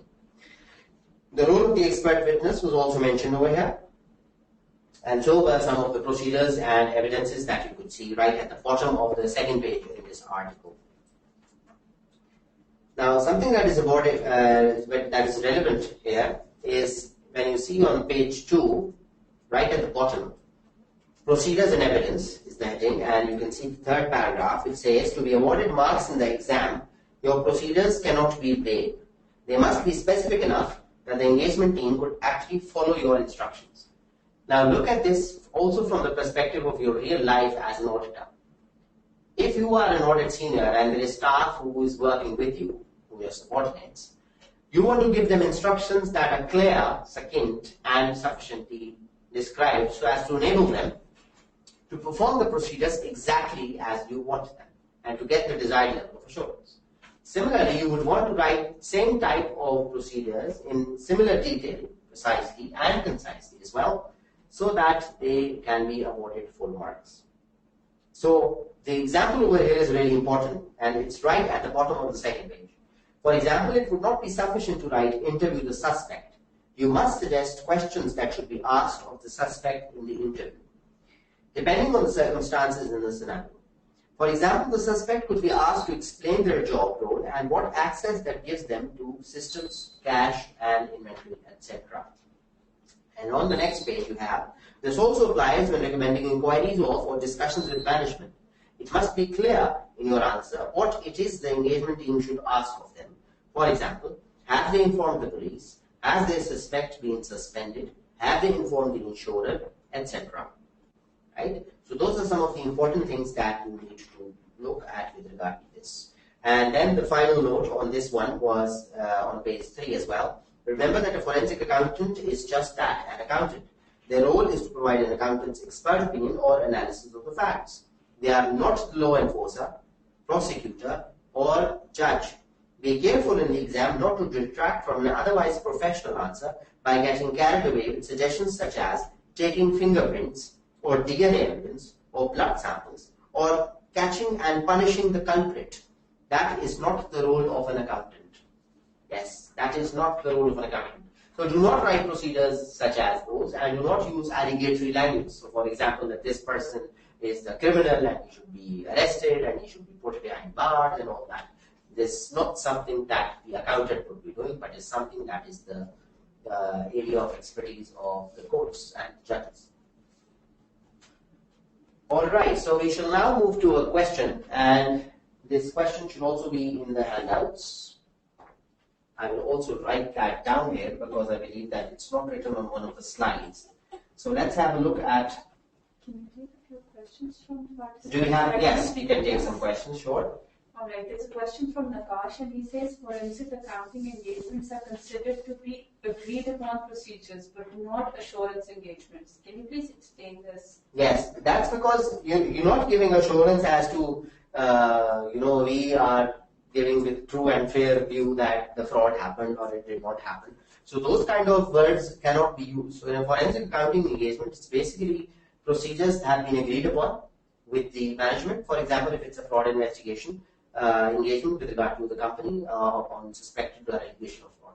So it's that, the audit type of wording or the review kind of wording will not actually be very beneficial. You're not giving any true and fair view or anything on that because you're actually investigating an instance, a circumstance, an event, so which has a financial implication. So yes, it's going to be an agreed upon procedure. What else? Another one is, it's similar to this one. Is it possible to explain the agreed upon procedures with reference to forensic investigation assignment by a short example, and what sort of and range of procedures would the two agree on? Yes, so for example, I'll just give a small example as you wanted.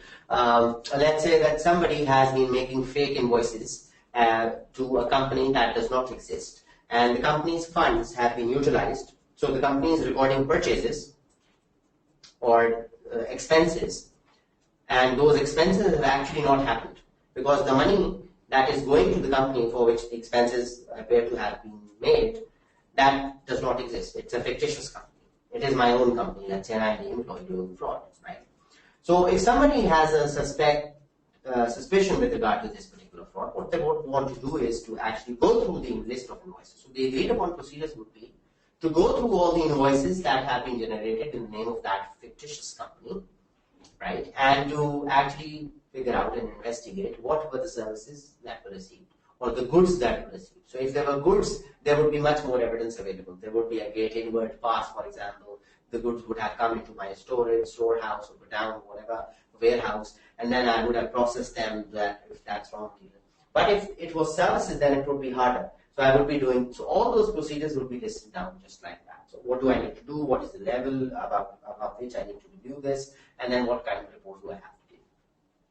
There's a final one from Muzammil, and he says, how are the procedures extracted from scenario, which is the information provided in the question paper in an exam? Can you illustrate that with an example? Well, that is the key basically. So in any given situation, of course, we will have to think about if I was doing this assignment, if I was doing this engagement, what would I do?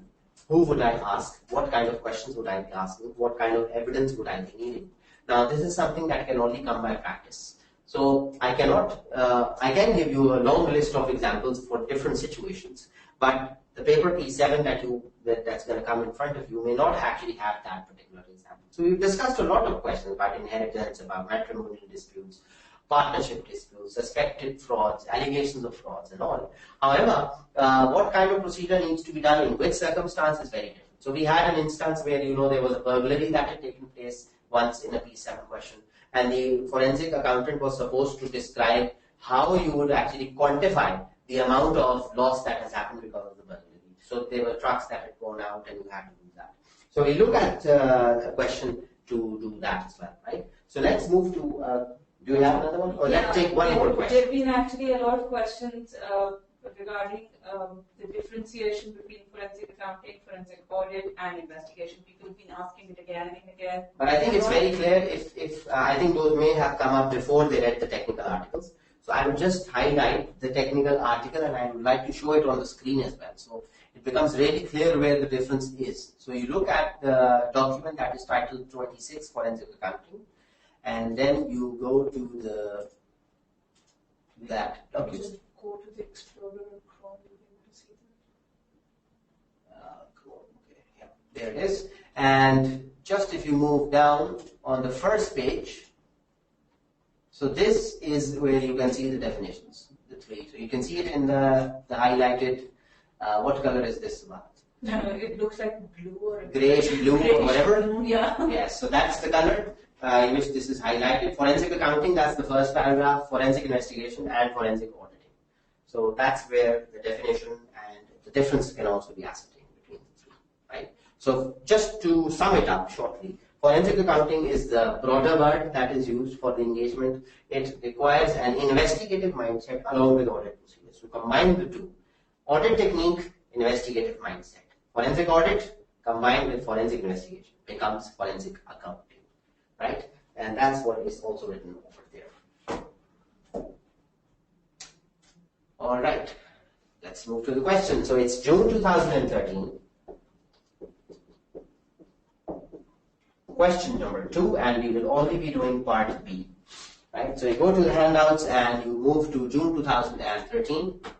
Question number 2.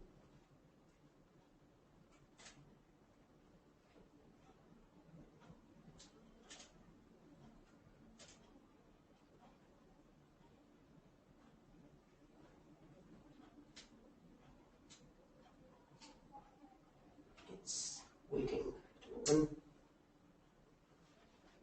You have that in the folders, just open the folder. Yeah, you should be able to see that. Take out. Yeah, just open it from June. Yeah. Yeah, so it is this one here, you can see. And just the part B is what you are supposed to do, right? So let's have a look at this and then we'll discuss this in 15 minutes. Yes, we have some time for this. Part B starts with the audit committee of the group. It's worth 12 marks.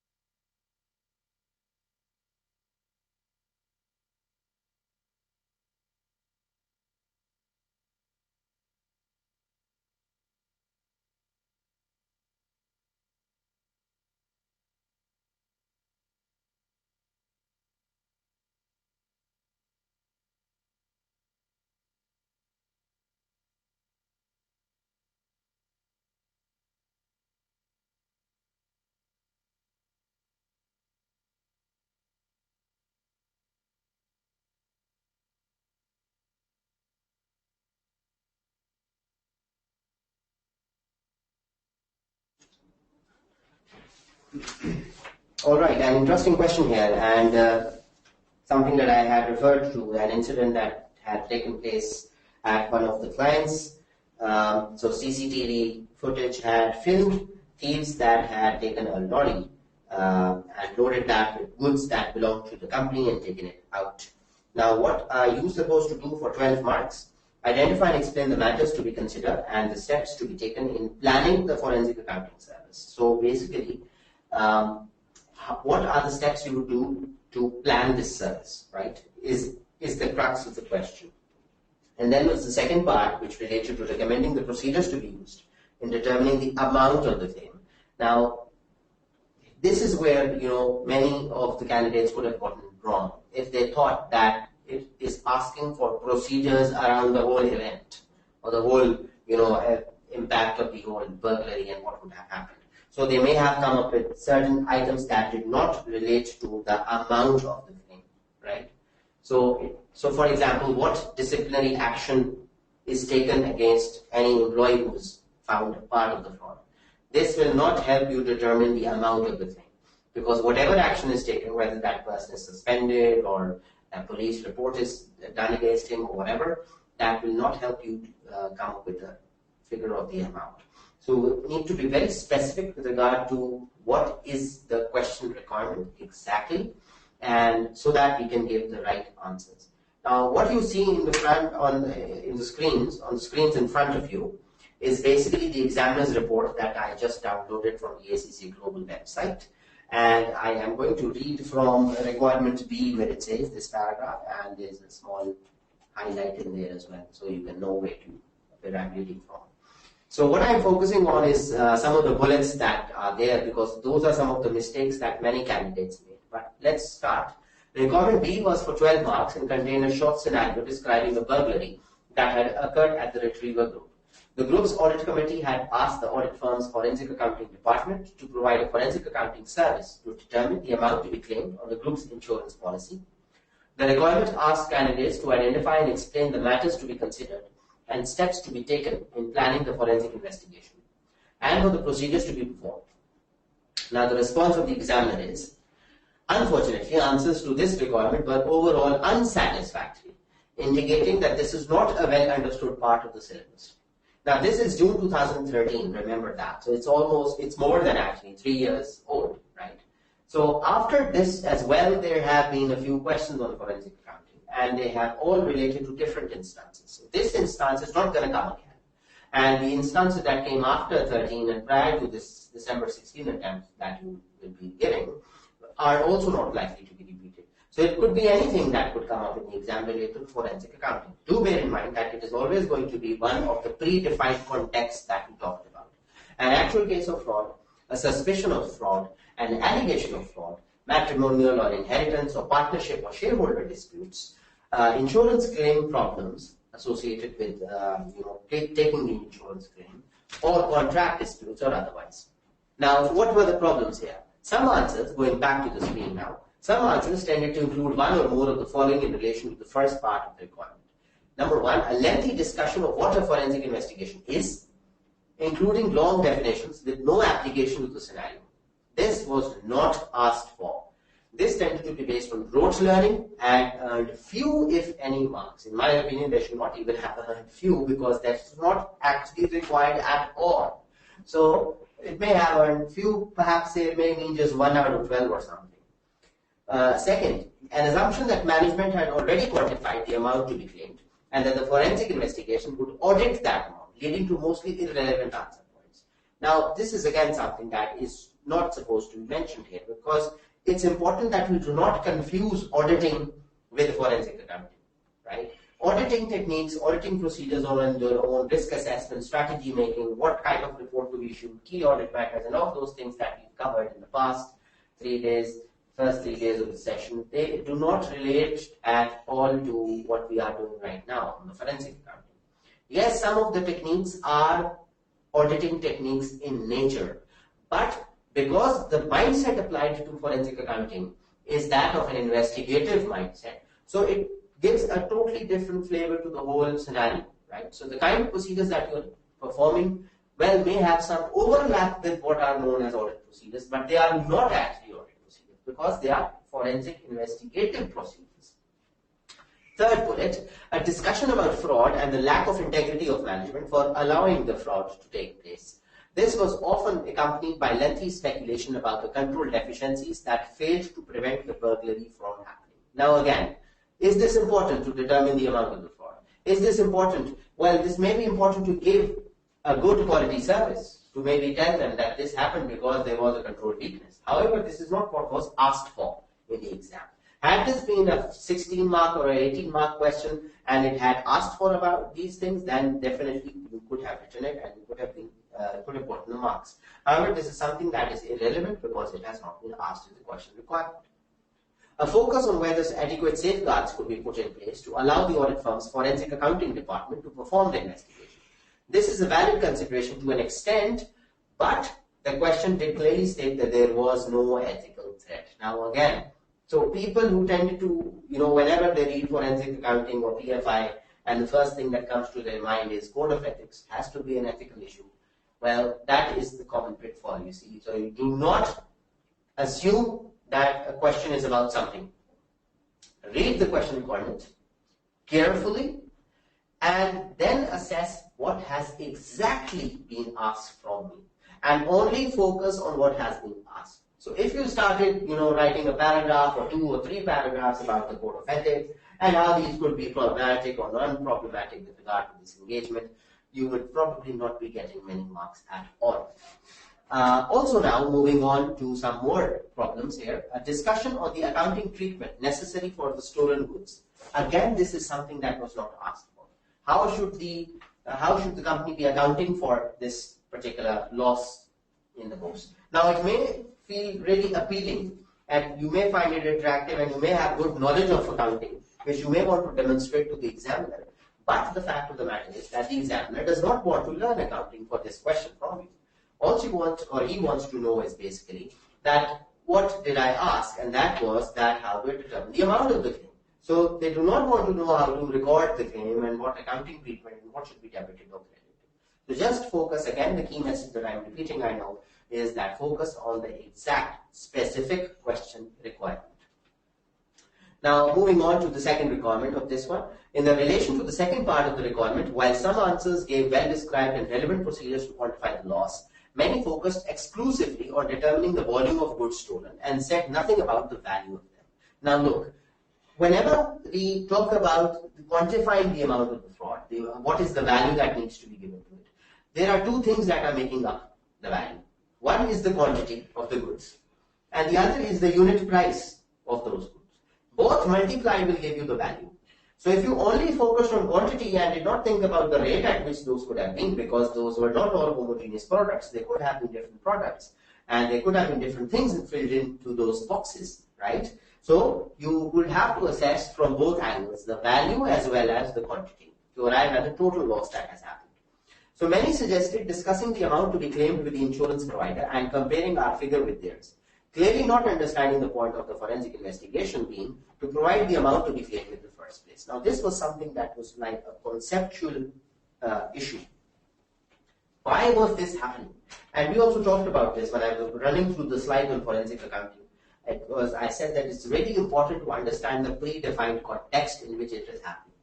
Now the predefined context in which this engagement is taking place is that you want to claim, there has been an instance, and you want to make a claim with the insurance company. So if an exercise is being done in order to make a claim from the insurance company, you cannot actually preempt that and ask the insurance company what is the amount of loss. Because that is what you are doing. You are trying to assess how much should be claimed from the insurer. On the plus side, most answers included suggestions that a reconciliation should be performed between the latest inventory count records and the amount of goods currently in the warehouse, though these were not often presented as procedures. This would have been a good one, and I am hoping that most of you will have come up with at least this procedure. So you do a subsequent inventory count and then try to work back using the records available to the position on that night when this burglary happened. On the whole, it was clear that many candidates were unprepared for a question requirement of this type, And that again, it is evident that a significant number of candidates rely on rote learned knowledge. Now I am repeating. Significant number of candidates rely on rote learned knowledge and have difficulty to develop answer points for a given scenario. Some candidates barely attempted this employment, which for scripts achieving a mark that is a marginal fail is obviously a significant issue. So people who failed at 47, 48, 49 and thought, oh, what happened? What could I have done better? Probably need to think about these things.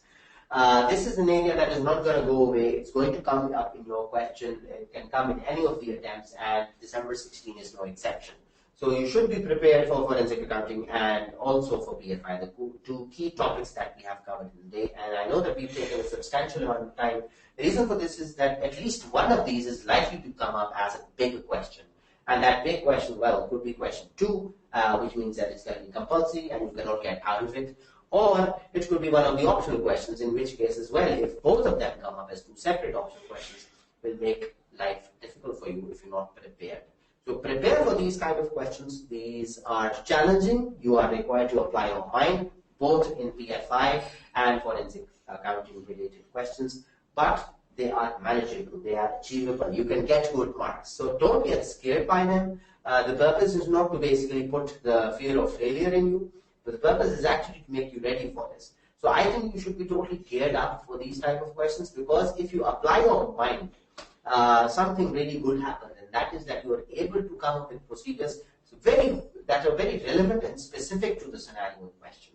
And that is exactly what the examiner is looking for. So if you can capture the crux of the question, and you can make procedures around that, whether it is examination procedures for prospective financial information, or it is procedures associated with the forensic accounting or investigative engagement, you will be able to get the desired number of marks. In fact, you will surprise even yourself if you turn up with some good procedures on that. So I think take this as yes, it is a challenge, but take this wholeheartedly.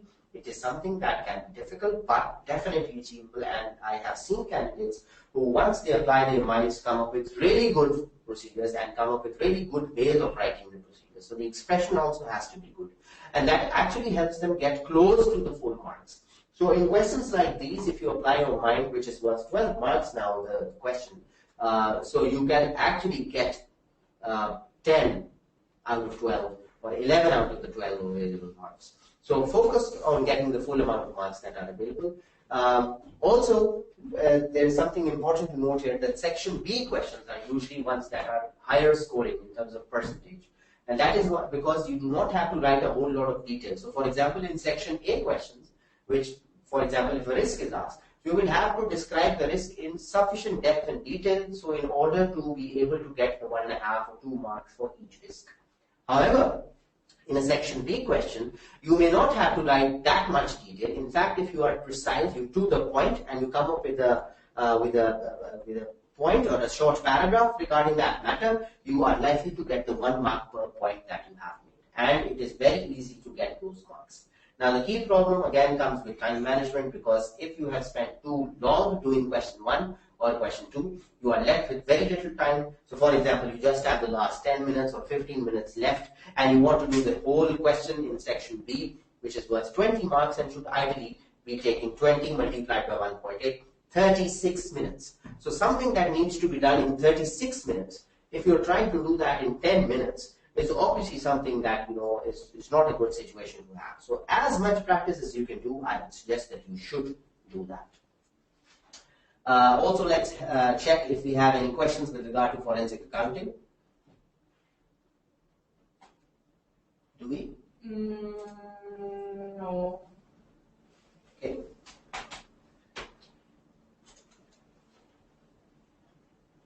This one. No. So okay. So we'll move to the last area, and it's almost, I think, also the last slide, which is current issues. On current issues, well, the good news is that a lot of current issues have actually moved to non-current issues, and that basically means that the current issues were associated with the new audit reports, the new revised guides 700 and 701 and the key audit matters. But since that has now become a permanent, almost looks like, part of your syllabus, so that has become a part of the reporting area of of the P7 syllabus. Now that leaves very little within the current issues section now. So previously, of course, and you're well aware of the fact, I believe, that in the examinable document section, which is available on the ACCA website for paper P7, it is stated that exposure drafts are only examinable to the extent that an article is published about them in the Student Accountant. So I believe that we have not seen an article recently, but you should be on the lookout if there is some.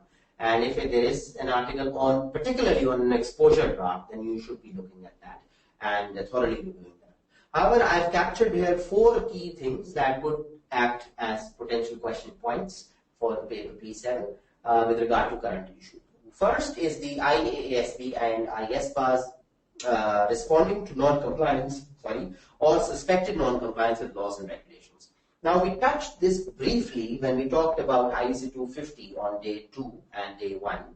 However, what is new or what is different with regard to this, and why is this a current issue, is important to note that this is some guidance that has been given by the ISPA and by the IASB with regard to non-compliance with laws and regulations. One is that is every non-compliance with laws and regulations important for the auditor? Does every non-compliance have to be identified, justified, or reported on by the auditor, worked upon? Well, of course, the answer is no, because there are many non-compliance that have a very small impact or an immaterial impact on the financial statements. So, in order to look at non-compliance as an auditor, you would want to basically know what is the impact of the non-compliance on the financial statements. Yes, the impact would be viewed in 2 ways. One is the qualitative and one is the quantitative way. So on a quantitative basis, you would know that if I am non-compliant with one of the laws, there will be a penalty of X amount that can be imposed on me. And then you can obviously calculate what is your materiality level and compare that penalty with the materiality level. Sometimes the non-compliance with laws and regulations is not by amount, but by its nature, significant or material. And that could basically hamper or basically call into question, for example, the going concern of the entity. And that is where this kind of non-compliance gets very important. So if you are an auditor of an entity, or even if it's a situation where you're not the auditor and you just, let's say, working in an accounting capacity or some other capacity as an audit firm or within that company as a CFO, and there is a non-compliance that comes to your notice, which can have a significant impact, then it is you're encouraged to basically report that.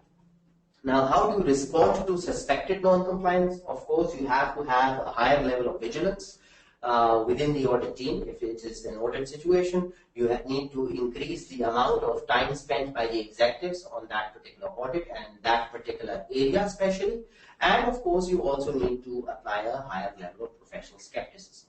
Associated with this first bullet is also the second bullet, which is ISPA responding to a suspected illegal act. So both of these will be coming up in tandem, and you should be aware of what are the key procedures to adopt. So higher professional skepticism, which is more vigilance, then the more involvement from the senior or executive team members, secondly, and then thirdly, of course, procedures that are incorporating unpredictability in your audit procedures, and fourthly, higher level of procedures, more testing, more sample sizings with regard to areas where you believe that such a suspected illegal activity has happened. Also, associated to this are the reporting to the money laundering reporting officer, for example, where you find out that the money laundering is taking place or you suspect that that has happened. In many countries, there are also authorities that are associated with the government, the police, or other agencies or authorities to which you may want to report a suspected illegal act. But that really depends on the local law of the place where you are. So in the jurisdiction, if it is allowed and it is not in breach of any data privacy issues or confidentiality issues, and sometimes you're under an obligation basically to disclose that, so you should be disclosing that. The third one that you see is the IASB staff Q&A. This is something that is usually coming up from the staff of the IASB, the International Audit and Assurance Standards Board. This does not have the legal status of a regulation that has to be followed and is mandatorily to be followed. However, it is guidance. So it is a Q&A which is related to applying ISQC 1 proportionately with the nature and size of a firm. October 2012 is when this came. So it's fairly non-current, but still it is classified as a current issue. We talked about this when we discovered when we talked about the ISQC1, that many firms have full-fledged departments. Many of the big auditing firms of the world have proper departments associated with quality and risk management. And what they're doing is they're looking at the complete monitoring function. So they're monitoring the way the audits are conducted, the tax engagements are being done, whether client acceptance and engagement acceptance procedures are being adopted appropriately, and whether the entire chain of events associated with the client acceptance and engagement acceptance have been done appropriately. And all the risks have been identified and addressed before you actually enter into a contract or an agreement, which is usually termed as an engagement letter with the client. Now, what happens in a small firm? In a small firm, you can, from a cost point of view, not probably afford a full-fledged department that can work on risk management or quality and risk management perspective. So, of course, in that it is understood that there will be perhaps just one person or a dedicated person who is just looking at that or has been given an additional charge for that particular area. However, it is important to note that the responsibility of being compliant with this rests with the leadership. So the leadership of the firm, the executive leaders of the firm are entrusted with this liability, or let's not call it liability, in fact this obligation or charge or responsibility to actually ensure that the risk management practices have been properly followed and the requirements of ISQC1 vis-a-vis staff, hiring and recruitment and training, their development, the remuneration that is paid to them, the effective monitoring of clients, the process of EQR as well, and then the engaged staff, the assignment of responsibility to the staff, all of that we covered in ISQC1 is being done properly. And of course, it is understood by the IASB that at the smaller firm level, this will be applied differently, and in the bigger firms, this will be applied in a much different way. However, the crux of the ISQC1 remains the same and applicable to small as well as big audit firms.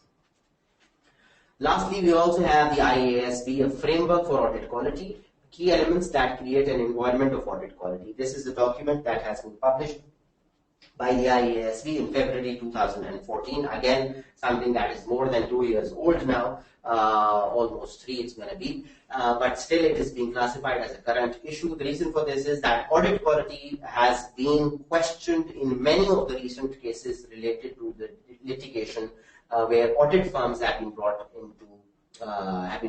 to the court of law, and their techniques with regard to auditing have been questioned. And this includes not just some of the small or mid-sized firms in countries, the developed countries. Rather, it includes some of the big firms as well. And so basically, the regulators are having a higher level of vigilance associated with the level of procedures, the extent of testing that is done, and how effectively the audit is being carried out by the different audit firms. And also they're having a look at the methodologies that are being applied to the audits. And they have been questioning the regulators. So for example, the SEC, the Securities and Exchange Commission in the US, and the other different countries, wherever there is tight regulation, they have been questioning audit firms on quality. Now, so the framework for audit quality has mentioned that there has to be a mindset with regard to audit quality. There should be an intention to deliver the best quality as well, and the documentation should be done on the audit in such a way that audit quality is achieved to the maximum optimal level. Now, obviously, some of the targets with regard to quality can sometimes come in contradiction or conflict with your intention to provide good client service to your audit clients, for example. However, yes, audit client service is important, but risk is as important. So you have to see that the risk is covered. As an auditor, you basically are part of the community that is giving back to the community, you serving them, and you're telling a big body of shareholders that I have gone through the financials and I'm giving a reasonable assurance that they give a true and fair view. So in that respect, I think it is important to understand for any auditor or audit firm or person who is engaged in the assurance work that this is a service that is being given to a larger populace and one has responsibilities associated with that. So quality is something that is continuing to be of importance, and people are bringing into question the level of expertise that has been deployed, the level of testing that has been done by the auditor, and how quality was actually achieved or not achieved. and that is also evident from the fact that there have been recent scandals or court cases or litigations with regard to several different firms and several different companies that you have seen in the national and international media over the last, 10, 15 years. So this is something that has been emphasized as well. A question now, how would it come in the P7 level? It will, in this case, usually is not scenario based. It is usually asking you to describe some of the theory. So I would recommend that there are technical articles associated with these topics available on the ACCA Global website. Also, if you want to have a detailed understanding, you can go directly to the IAASB website where you can find graphics and information and reports associated with these areas that you're looking at. So number 1 and number 2 is fairly similar. So basically there are 3 key current issues that you should be looking at. This does not mean that there are no other current issues. There are other current issues as well, some of which we have been discussing as we progressed along. So some of the changes that happened because of the audit report changes also have resulted in changes to, for example, ISA 720, other information. That is also something that we covered when we did the other information standard ISA 720 related to listed entities. So for listed entities in the audit report, you are required to mention whether you found a material inconsistency, and if you did so, you have to list down all those material inconsistencies in the audit report. Questions? Yes, let's take some questions. There's one question with regards to forensic accounting. And it says that in an exam, do we have to consider ethical threats when performing forensic accounting services? If yes, then what kind of threats can be expected? Only if it has been asked in the exam. You do not assume that it has been asked. You look at the question requirement and find out whether the ethical or other threats or other issues have been specifically asked in the exam. If it is, then of course, yes, you should respond to them. Key issues associated with that are, look at the 5 fundamental principles and the threats to independence associated with the fact if you are an auditor also of that client, and also you are in addition doing the forensic accounting engagement. So that would perhaps lead to, in some situations, a self-review threat, something that you reviewed or will be reviewing and giving a clean certificate on, or you just gave a clean chit on, is being subject to, a fraud investigation. Also, self-interest threat is hit, and then is also the impact of the professional competence and due care, which you need to adopt, but also adopt professional behavior. So we talked about that, and it was in one of the slides over there. So maybe if you want to have a look at that, I can take you to that slide. It is, yes, it's this slide here. So the forensic accounting and link with ethics. So this is the link of forensic accounting of the 5 fundamental principles of ethics, of the code of ethics with forensic accounting. But in addition to this slide is also the link of forensic accounting with the threats to independence that I just talked about. Also, advocacy threat could come into play, whereby you are advocating on behalf of the client if you're acting as an expert witness, and that could jeopardize your position as an auditor, where you're supposed to actually question skeptically the whole idea behind having that litigation and why a provision should or should not be recorded in the financial statements. Next. Yes, please. Okay. The next one is that in the technical articles section, there is an article named Corporate Governance and its practices on audit practice. Can we expect questions from it, as it's the most recent article, and if yes, what sort of questions can be tested from it in B7? Yes, I think corporate governance was also one of the sleeping topics, and it had not been examined for a long while.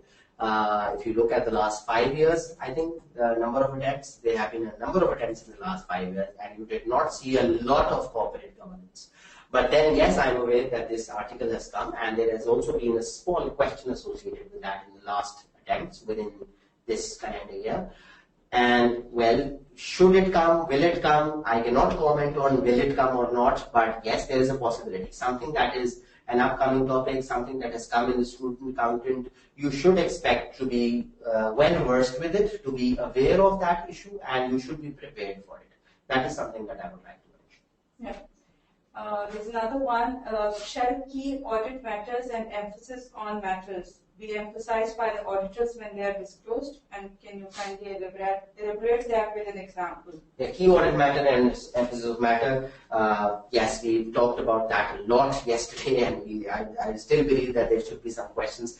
Key audit matter versus emphasis of matter. In an emphasis of matter, you want to emphasize a matter that you believe is important for shareholders' attention. So the perspective is that you want to have shareholders look or consider at a certain thing because you believe that it is important. However, that is not something that is impacting your opinion. Your opinion is fine, it's unmodified, it is clean as they call it, and there is no impact on the audit opinion. You are just emphasizing that, look, there is something that I want to bring to your attention, and that's it. You make the decision as regards whatever you believe is coming out of that situation.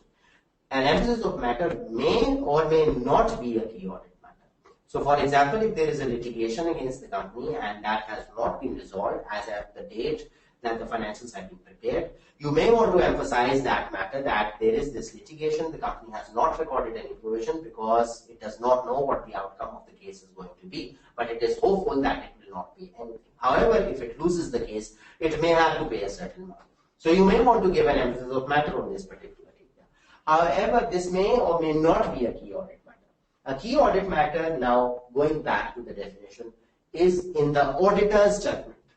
I repeat, in the auditor's judgment, it is the auditor's own professional judgment, a matter which is of such significance that it merits attention, plus it took a substantial amount of time and was also communicated to those chartered companies. So it is in the auditor's judgment that it is a key audit matter. So for example, in a manufacturing company that is making perishable inventory, for example, it would be important to note that inventory, the audit of inventory, the risk associated with inventory is a key audit matter.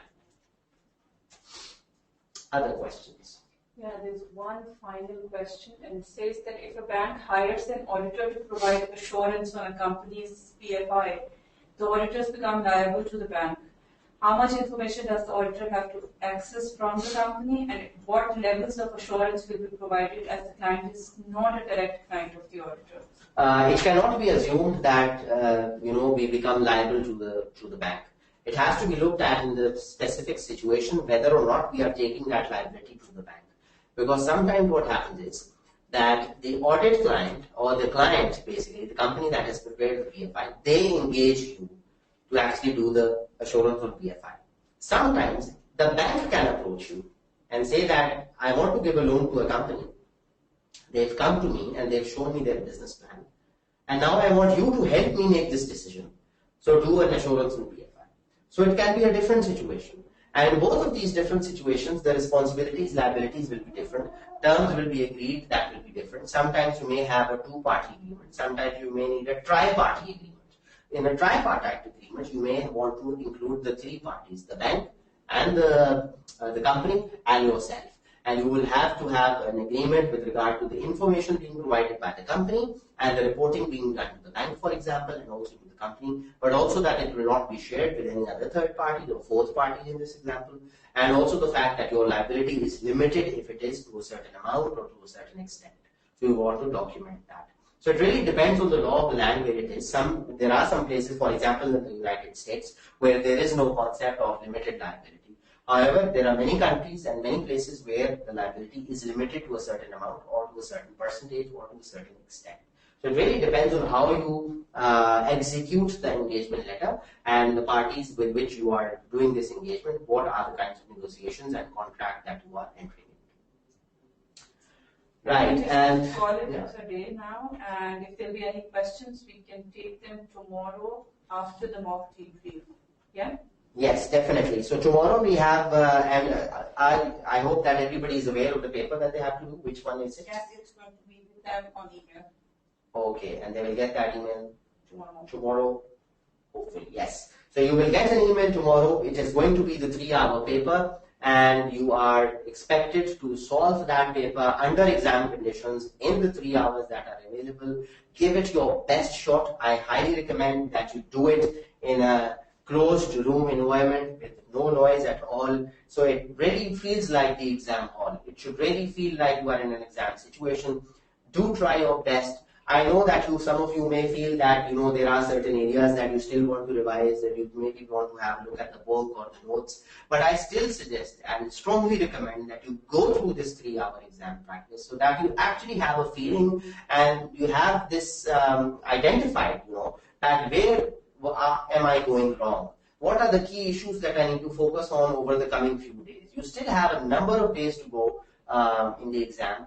And yes, those number of days are, well, passing by, and it seems that they're passing by really quickly. However, there is still an amount of time that you can actually utilize to improve and even increase this significantly your chances of passing. And what you see on the slide again is a message that I have been saying almost every day and many times, but I am again going to emphasize this, that failing to plan is planning to fail. So always try to have a short answer plan. Do not rush into the answer. Do not rush into picking the pen up and writing it straight away. Just think about two things. Number one, what has been asked exactly? And number two, how should I approach the answer? What will be the structure of my answer?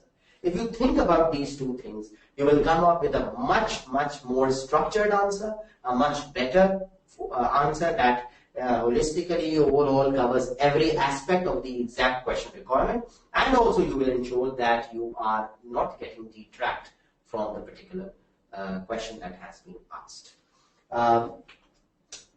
And the next slide that you see is a question. Well, probably you may want to say that I am not ready, or I will be, and I am hoping that I will be. But there's one key message that I want to give, and I also talk in detail about this tomorrow. Do not sit paper P7 just to get the 50 marks. Do not do that. This is a challenge that you took in your life to do ACCA. This is a challenge that you took in your life to select P7, and you're going to go through this, of course, and you are wholeheartedly putting all your efforts, and we obviously understand and appreciate that. And it is a very interesting and exciting time in your life because you're giving this very important exam. But remember that this is just like the one final step in your qualification journey. And after this, a whole new world of opportunities is going to open. So I really believe that put in your full effort to this, give it your best shot, and try to your maximum extent to get to that number. But that number is not the 50. So you should not target the 50 marks. Rather, you should try to achieve much more than that. So you should try to capture 70, 75, 80 marks out of each question that you try to do. Each question that you do. So for example, if it's a 20-mark question in the section B, so you should try to capture 16 marks, 15 marks, 17 marks out of the 20 that are available. And yes, it is achievable. Yes, it is doable. I would not suggest that you should think that, no, it's only the best candidates who can do it. You are the best candidate. You are the people who can actually do it. So I strongly recommend you to give it a shot, give the 3 hours to that paper. We will then have a 2-hour session, which will be a debrief session focused entirely on that particular paper. But we will also talk a lot about some of the exam techniques and key techniques to use. And following those 2 hours, I will be openly available over here to openly take any of the questions that you may have around any area of the syllabus. Or if it's exam technique, or if it's any other issues that you have with regard to how to handle, for example, exam pressure, the nerves in the exam hall, what are the good techniques, what should are the common pitfalls. So we can have an open discussion around that as well. With that, we can close. Thank you very much. I've thoroughly enjoyed the 5 days with you, and hopefully you would have as well. And I will see you tomorrow. Thank you very much, and bye-bye.